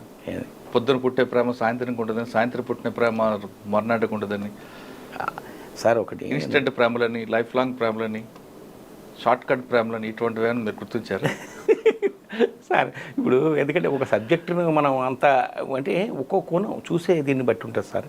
సార్, ఇప్పుడు మీరు రాసిన కవితలు కానీ లేదంటే కథా రచయితలు ఇవన్నీ కూడా ఎక్కడో మీకు చూసినవా లేదు మీ స్వతహాగా అంటే సార్ కొన్నేమో ఇప్పుడు లేడీ కండక్టర్ అంటే ఒక లైఫ్ అంటే నేను ఇంటర్వ్యూ చేసిన ఒక ఆమె లైఫ్ను తీసుకొని అంటే డ్రామటైజ్ చేయాలి కాబట్టి అక్కడక్కడ కల్పించుండొచ్చు కానీ ఆమె లైఫే. ఎందుకంటే నేను ఫస్ట్ మొట్టమొదట ఉద్యోగం దొరికిన కొత్తలో బస్సులోనే కదా సార్ ట్రావెల్, వెహికల్ ఉండదు ఏముండదు.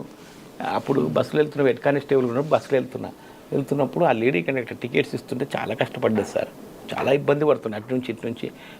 నేనే అడిగాను, ఏందమ్మా ఇంత కష్టపడుతూ ఇక్కడ ఈ ఉద్యోగం చేసే బదులు వేరే ఏదైనా చూసుకోవచ్చు అంటే సార్ ఎంత వాళ్ళు నెట్టినా చేసినా పిల్లల కడుపు నిండుతుంది కదా సార్, ఇంట్లో నాకు జీతం వస్తుంది నెల నెల.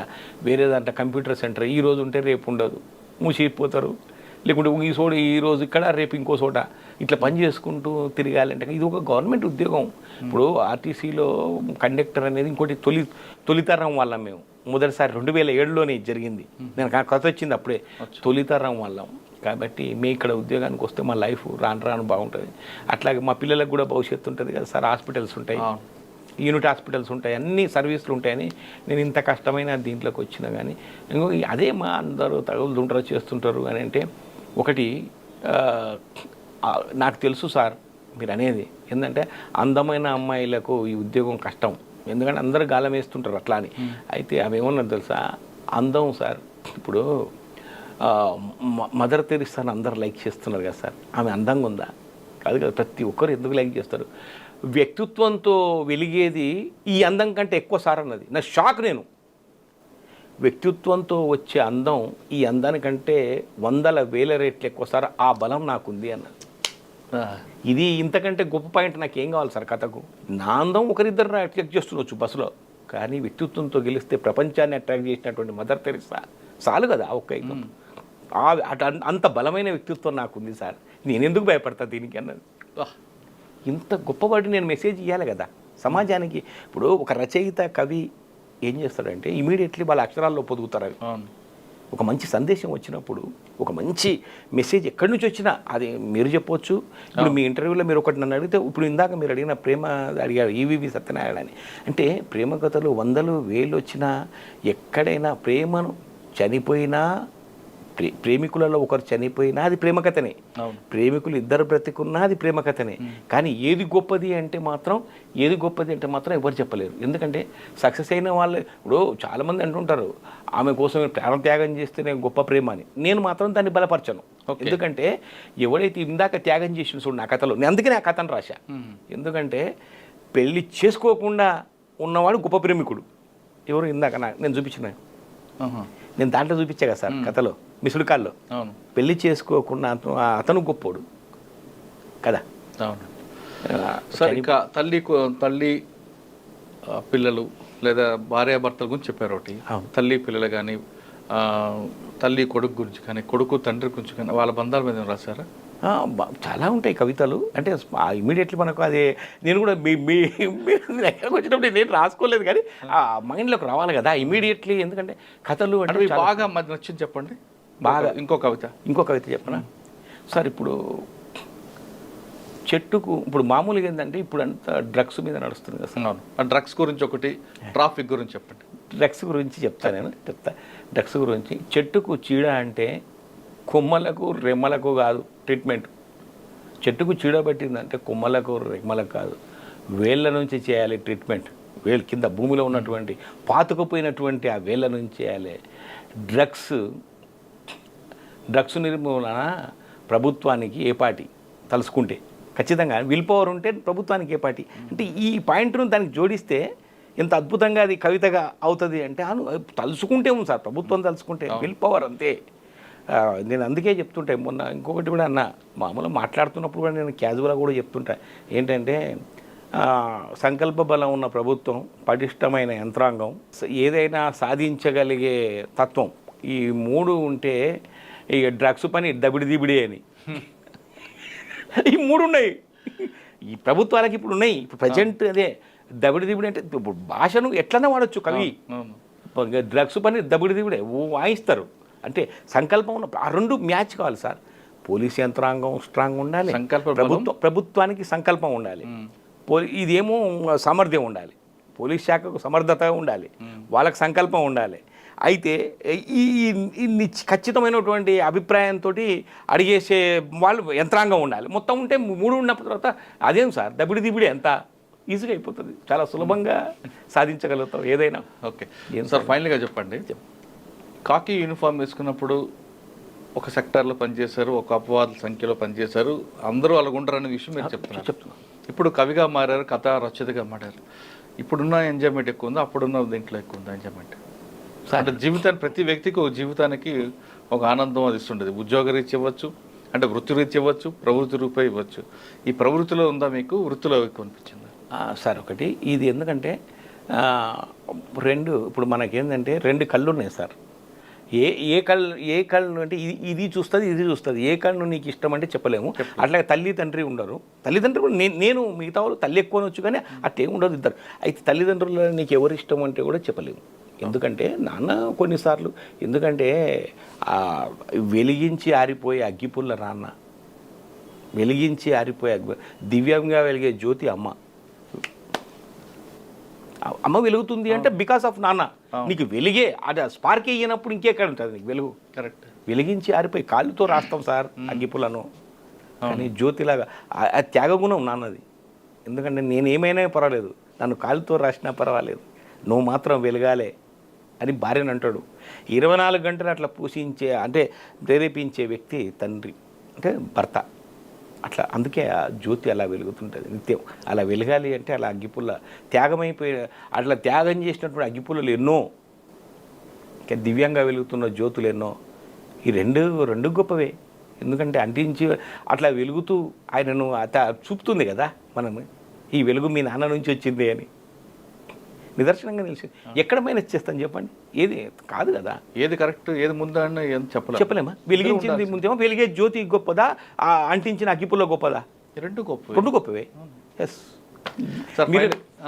మీరు గుడ్డు ముందా కోడి ముందా అంటుంటారు కదా, కాదు. నేను ఎప్పుడు పాత సామెతలు కొట్టేయండి సార్. నేను ఇంకోటి అపుత్రస్య గతిర్నాస్తి అంటారు సార్. ఏదండి అపుత్రస్య గతిర్నాస్తి అంటే కొన్ని మనం ఆ పాత సామెతలను మనం వాడుతున్నాం, కానీ నేను రచయితగా నేను ఇక్కడ చెప్తున్నా. నాకేమనిపిస్తుంది తెలుసా, ఇప్పుడు అది మాట అంటే మహిళలకు కించపరిచినట్టే. కుదరలు మాట్లాడదులండి అదే నేను అందుకనే. ఎందుకంటే కాదు కదా, కొన్ని ఏమంటే కొన్ని పాతబడ్డ సామెతలు మనం అంత పట్టించుకొని అవసరం, కొత్తగా మనం క్రియేట్ చేసుకుందాం. నేను ఏమంటే అంటే వాటి టచ్ చేయదు. మంచి సామెత చెప్పారు కదా ఇప్పుడు, నేను చెప్పాను కదా, నేను చెప్తున్నా కదా. మరొకసారి చెప్పండి ఆ సామెత. ఏ సార్ ఇది ఇప్పుడు అగ్గిపుల్ల అంటించి ఆరిపోయే అగ్గిపుల్ల నాన్న, దివ్యంగా వెలిగే జ్యోతి అమ్మ. సూపర్. ఇవ్వండి సార్ కవిత చిన్న. సార్ మీ డిపార్ట్మెంట్లో మీకు ఒక గుర్తింపు ఇచ్చింది, మీరు కవిగా కథ రచయితగా నడుస్తున్నా, మీకు యూనిఫామ్ సర్వీస్ అంతా గుర్తింపు తేబట్టే దాస్ గారు ఈరోజు ఈ స్థాయిలో ఉన్నారు. అటువంటి ఆ డిపార్ట్మెంట్లోకి వచ్చే వాళ్ళకి మీరు ఇచ్చే మెసేజ్ ఏంటి?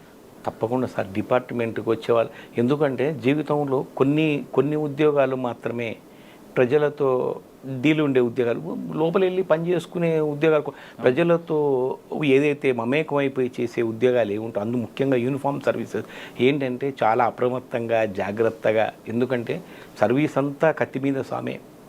మీరు పనిచేసిన రోజులు మీకు, ఎందుకంటే నేను ఇందాక చెప్పాను, మామూలు ఉద్యోగికి 2 కళ్ళు అబ్జర్వ్ చేస్తుంటే 100,000 కళ్ళు అబ్జర్వ్ చేస్తుంటాయి. కాబట్టి ఒళ్ళు దగ్గర పెట్టుకొని పనిచేయాలి. మన డిపార్ట్మెంటుకు గొప్ప పేరు తీసుకొస్తే నిజంగా, ఎందుకంటే దానికోసం ప్రయత్నించే అదృష్టం మనకు వచ్చినందుకు మనం గర్వపడాలి. మన డిపార్ట్మెంట్కి గొప్ప పేరు తెచ్చే ఏ అవకాశాన్ని మనం వదులుకోవద్దు అనేది నా ప్రగాఢమైనటువంటి నమ్మకం సార్. ఓకే, ఆ రకంగానే నేను అక్షర సేవ చేస్తున్నా కూడా, నేను ఎక్కడ కవిత ప్రారంభించిన మొట్టమొదటి నా డిపార్ట్మెంట్ గురించే. ఎందుకంటే నేను ఇందాక చెప్పాను కదా, దేవతలు త్యాగాలు చేయలేరు, సాయుధ దళాలకే సాధ్యం. ఎందుకు అంటే అది కూడా నేను దేవతలు అంటే, ఇప్పుడు దేవేంద్రుడు మీరు దండయాత్ర చేస్తే పారిపోతాడు, ఆ విష్ణువు దగ్గరకు ఉరుకుతాడు. కానీ నీకు ఉరకడానికి ఇంకేం లేదు, నువ్వే కాపాడాలి. ఇంకా నీకు వేరే గత్యంతరం లేదు, నువ్వు ఎక్కడికి పరిగెత్తలేవు. నువ్వు రక్షణ అంతే, పోతే పోవాలి, ఉంటే ఉండాలి, అక్కడే నిలబడాలి. నువ్వు సీఎం వెంబడి సెక్యూరిటీ ఆఫీసర్ ఆ ఫ్లైట్లో వెళ్ళిపో అంటే పోవాల్సిందే. అది ఉంటుందో కూలుతుందో తెలియదు, కానీ నువ్వైతే పోవాల్సింది. ఆయనకు థ్రెట్ ఉంది కాబట్టి నేను పోను, సీఎం టార్గెట్ ఉన్నాడు కాబట్టి పోను అంటే కుదరదు కదా, నీ డ్యూటీ అది. ఆయన పోనవచ్చు కానీ నువ్వు అనడానికి వీల్లేదు, నీ డ్యూటీ అది. కాబట్టి ఇటువంటి కష్టసాధ్యమైనటువంటి ఉద్యోగాలకు వచ్చినప్పుడు, సాయుధ దళాల్లో చేరుతున్నప్పుడు ఏంటంటే డెడికేటెడ్గా పనిచేసే మొట్టమొదటి కృతనిశ్చయంతో రావాలి. ఇంకోటి ఏంటంటే సార్, ఈ సందర్భంగా నేను ఖచ్చితంగా ఈ పోలీసు భార్యలకు కానీ సాయుధ దళాలకు ఎవరికైనా మిలిటరీ మ్యాన్ కానీ ఎవరైనా సరే ఈ దళాలకు సాయుధ దళాలకు పోలీస్ దళాలకు మిలిటరీ దళాలకు చెప్పేది ఏంటంటే సైనికులందరికీ చేతులెత్తిన వాళ్ళంటే ప్రభుత్వం ఉద్యోగం ఇస్తుంది కాబట్టి వాళ్ళ జీతం ఇస్తుంది కాబట్టి వీళ్ళు పనిచేస్తున్నారు. కానీ ఏది కాకుండా నీ అంత కష్టమే ఇంట్లో భార్య కూడా పడుతుంది. అవును, నువ్వు మిగిల్చిన ఎన్నో పనులు తను చేస్తుంది. స్కూల్కి వెళ్ళాలి, అడ్మిషన్ తీసుకోవాలి, అన్ని పనులు నువ్వు లేవు కాబట్టి అది తండ్రి చేసే పని. కానీ అది కూడా ఆమె ఎక్స్ట్రా బరువు మోస్తుంది. ఖచ్చితంగా అందరూ వాళ్లకు కృతజ్ఞులై ఉండాలి. మహిళలకు ఖచ్చితంగా ఆ మహిళామణులు, ఆ అర్ధాంగులు, ఈ సాయుధ దళాల అర్ధాంగులు ఖచ్చితంగా great sir. We must salute them. వాళ్ళ మీద ఒక కవిత రాయండి మంచిది.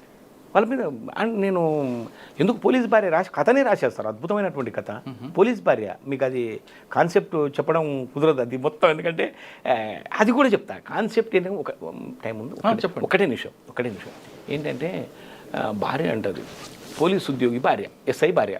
ఆమె ఏమంటారు తెలుసా, ఏమండి మీరు ఎప్పుడు ఉద్యోగం పరారవుతుంటారు, పక్కన ఇద్దరు ఫ్రెండ్స్, పక్కన లెక్చరర్ ఉంటాడు, గవర్నమెంట్ కాలేజీలో లెక్చరర్, ఈయన ఇద్దరు ఫ్రెండ్సే సాయంత్రం పూట మాట్లాడుకుంటుంటారు. అయితే ఎప్పుడు మీరు ఆయనేమో హాలిడేస్ వస్తే ఇంట్లో ఉంటాడు, నువ్వు ఎప్పుడు ఉండవు ఓకే, కానీ రేపు మాత్రం అల్లుడు బిడ్డ తొలిసారి వస్తున్నారు, మన కూతురు అల్లుడు వస్తున్నారు, రేపు ఒక్కరోజు పండగ, అది ఉగాది పండగ, మనం గుడికి వెళ్తున్నాం, గుడి దగ్గరికి రండి, మిగతా డ్యూటీలు మీరు మన వస్తువులు ఉంటాయి ఇంత చేసుకోండి అని చెప్తుంది భార్య ముందే. నేను అందుకే 3 రోజుల ముందు చెప్తున్నా అంటది, 3 days ముందు నీకు అర్జీ పెట్టుకోవాలి కదా ముందు. అవును, కాబట్టి ముందే మీరు పర్మిషన్ తీసుకోండి, మీరు కూడా పై వాళ్ళకి అర్జీ పెట్టుకోవాలి కదా, నేను మీకు పెట్టుకుంటా మీరు వాళ్ళకి పెట్టుకోవాలి, పర్మిషన్ తీసుకోండి, మీరు లేకపోతే మీ బదులు చాలామంది సబ్ ఇన్స్పెక్టర్లు ఉంటారు మీ డ్యూటీ చేసేటోళ్ళు అంటే, సరేలే ఏముంది పండుగ రోజే కదా అంటాడు. ఓకే అని, కరెక్టే కదా మాట తప్పరు కదా, ప్రామిస్ చేయండి అంటే చేస్తాడు. కానీ ప్రామిస్ మీరు లోడడం కష్టం ఉద్యోగంలో. తర్వాత చల్లగా సాగు కొబ్బరి వస్తుంది. ఈయన జ్యూరిడిక్షన్లోనే రాష్ట్రపతి గారు దేవాలయం విజిట్ పండుగ రోజు, శంకర్ దయాళ్ శర్మ అనుకోండి, ఆయన గుళ్ళు అంటే ఎక్కువ కదా, ఆ గుడికి వస్తే బందోబస్తు ఈయననే ఇన్ఛార్జ్. చెప్తాడు ఇంటికి, సారీ ఈరోజు పొద్దున మెసేజ్ వచ్చింది ఫ్లాగ్స్, మా ఏరియా మా ప్రిమేస్లోనే గుడికి వస్తున్నారు, భారత రాష్ట్రపతి వచ్చినప్పుడు ఎంతమంది ఉన్నా సరిపోరు పోలీస్ అధికారులు, ఎవ్వరికి లీవ్ ఇవ్వద్దని ఆర్డర్స్ వచ్చినాయి పైనుంచి, కాబట్టి నేను ఖచ్చితంగా అది నా గుడి కాబట్టి నేను ఖచ్చితంగా ఉండాలి అంటే, అయిపోయిందా ఇది కూడా అయిపోయిందా, సరే అని అంతే. కూతురు అంటుంటుంది, ఏందమ్మా ఇంకే ఎందుకమ్మా, సరేలే నాన్న ఉద్యోగం మొదటి నుంచి కదా, కాదమ్మా ఒక్కరోజు పండుగ, నేనే దరిద్రం దాన్ని నిజంగా, పక్కన చూడు ఆయన ఎంత హాయిగా ఇద్దరు హాయిగా పొద్దునే గుడికి వెళ్ళిర్రు, పిల్లలు అందరు కలిసి భార్య పిల్లలు కలిసి మంచిగా కార్లో ఎంచక్క వెళ్ళి తిరిగి వచ్చిండు. ఒక్క పూట గుడికి రమ్మంటే మనం షికారుకి వెళ్తున్నామా, సినిమాలకు వెళ్తున్నామా, టెంపుల్కి రానికి కూడా ఆయనకు టైం దొరుకుతలేదంటే, అమ్మ ఉద్యోగం అటువంటిది, సరే అని, సరేలే నీ ఏడుపు నీ వేడు అని మనం బోధం పదాన్ని అల్లుడిని కూతురును తీసుకొని టెంపుల్కి వెళ్తుందని.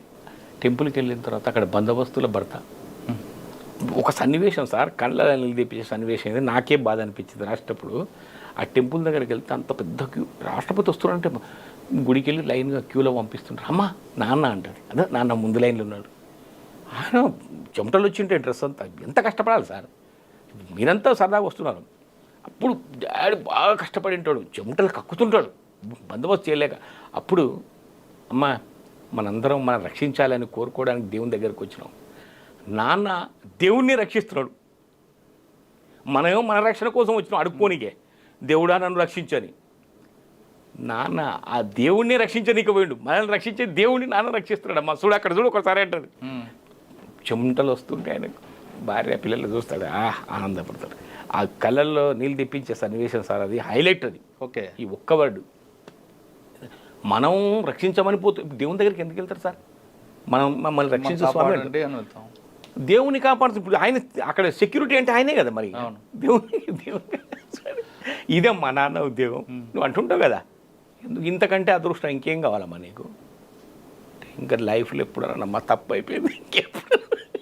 సార్ మంచి కథ రాశారు కదా, నాదొక చిన్న కోరిక, చెప్పండి. పోలీసు భార్యలు కుటుంబాల మీద, ఎస్ఐ కుటుంబంకి కానిస్టేబుల్ కుటుంబానికి మధ్యన ఆ వ్యత్యాసం, వాళ్ళ మధ్యన ఆర్థిక సంబంధాలు, ఆర్థికంగా నా భర్త సంపాదించలేదు, ఇటువంటి ఫాల్స్ ప్రెస్టేజ్కి వెళ్ళిపోయి వాళ్ళ అప్పులు ఇవ్వడం, ఇటువంటి ఒక సంఘటన జరుగుతుంటాయి, వాటి మీద ఒక మీరు ఫోకస్ చేస్తే బాగుంటుంది ఇంకా తర్వాత ఎప్పుడైనా. అంటే ఇంకోటి అంటే ఇంకా సింపుల్గా చెప్పాలంటే, మీకు ఒకే పోలీస్ క్వార్టర్స్ ఉంటే బ్యాచ్మెంట్స్ ఉంటారు, ఒక బ్యాచ్మేట్కి ఫోకల్ పోస్ట్ ఉంటుంది, ఇంకో అదే బ్యాచ్మేట్కి నాన్ ఫోకల్ పోస్ట్ ఉంటుంది, ఇద్దరు పైన ఉంటారు.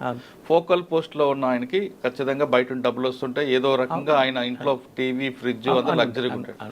నాన్ ఫోకల్లో ఉన్న ఆఫీసర్కి జీతం తప్ప వేరేది రాదు. కానీ భార్య మాత్రం నాన్ ఫోకల్ వైఫ్, నీ బ్యాచ్మేట్ ఇంట్లో అన్నీ ఉన్నాయి కానీ మన ఇంట్లో లేవు అంటూ ఆమె 10 సార్లు చెప్పేసరికి ఇంట్లో కూడా నాన్ ఫోకల్లో ఉన్న ఆయనకు కూడా ఏదో రకంగా నేను ఫోకల్లోకి వెళ్ళాలి, డబ్బులు సంపాదించాలి అనే కోరిక ఆయన మనసులో వస్తుంది.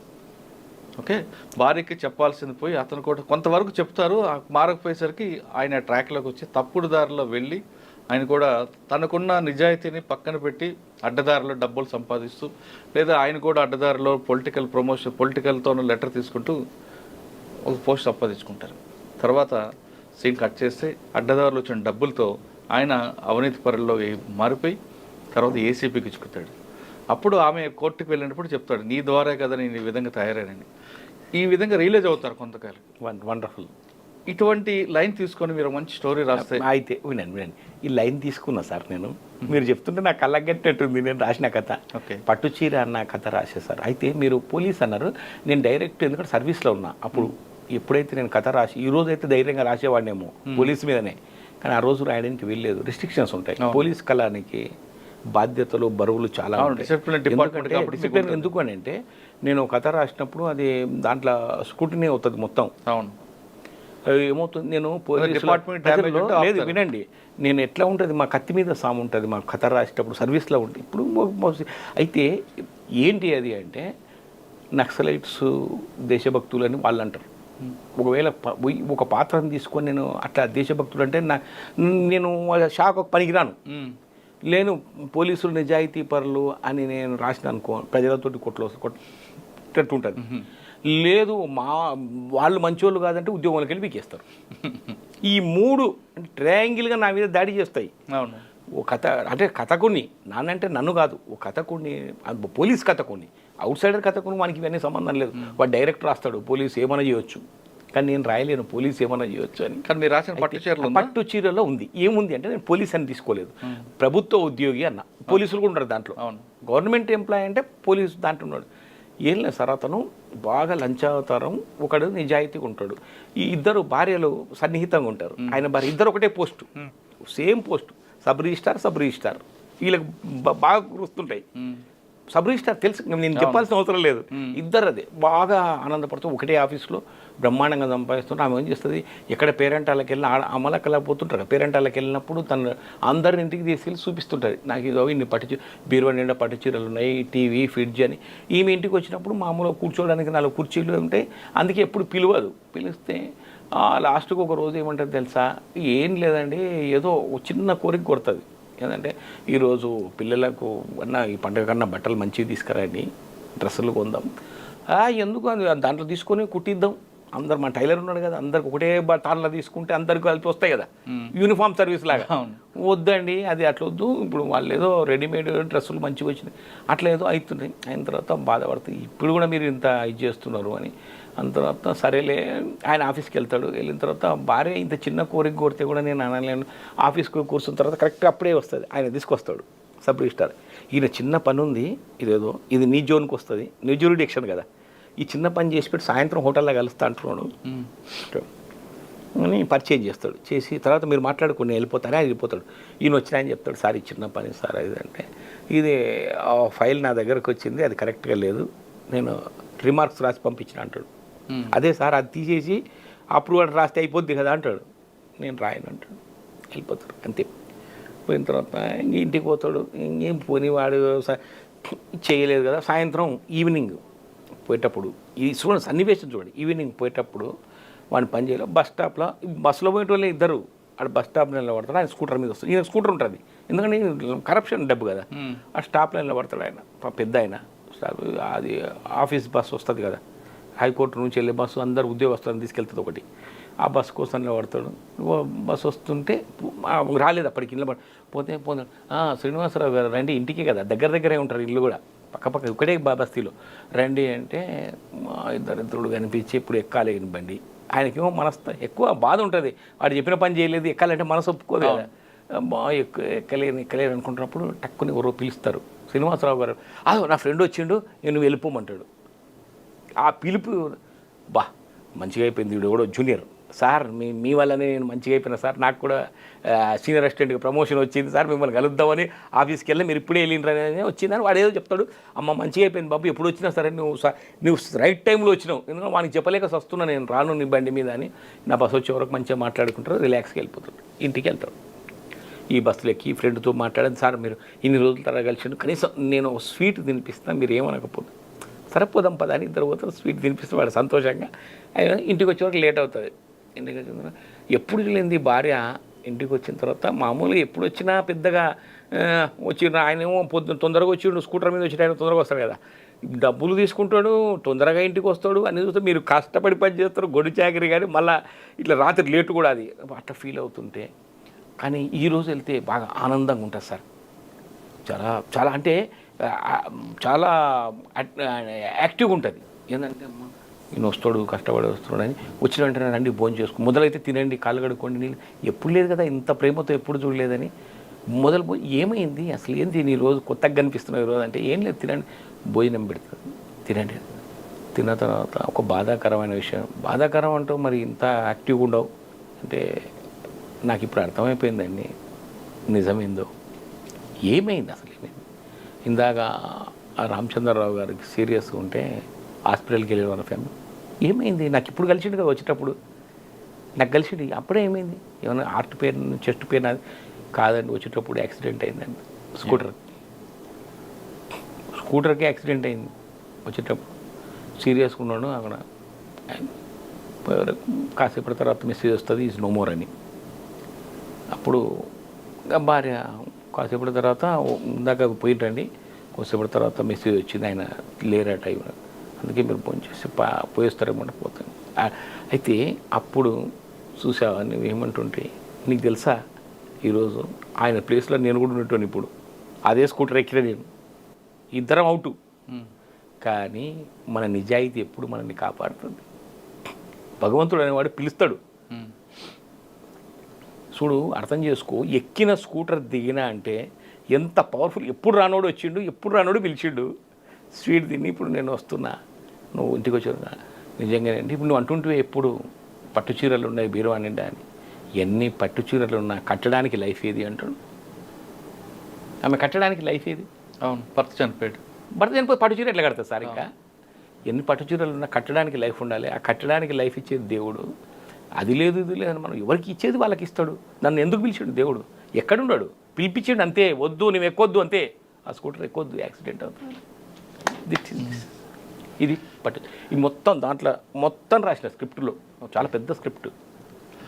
పోలీస్ డిపార్ట్మెంట్ రండి, వచ్చిన వాళ్ళు ప్రజలకు సేవ చేయాలంటే మాత్రం పోలీస్ డిపార్ట్మెంట్ రండి, కానీ డబ్బులు సంపాదన అయితే ఈ డిపార్ట్మెంట్ వద్దు అంటున్నారు దాస్ గారు.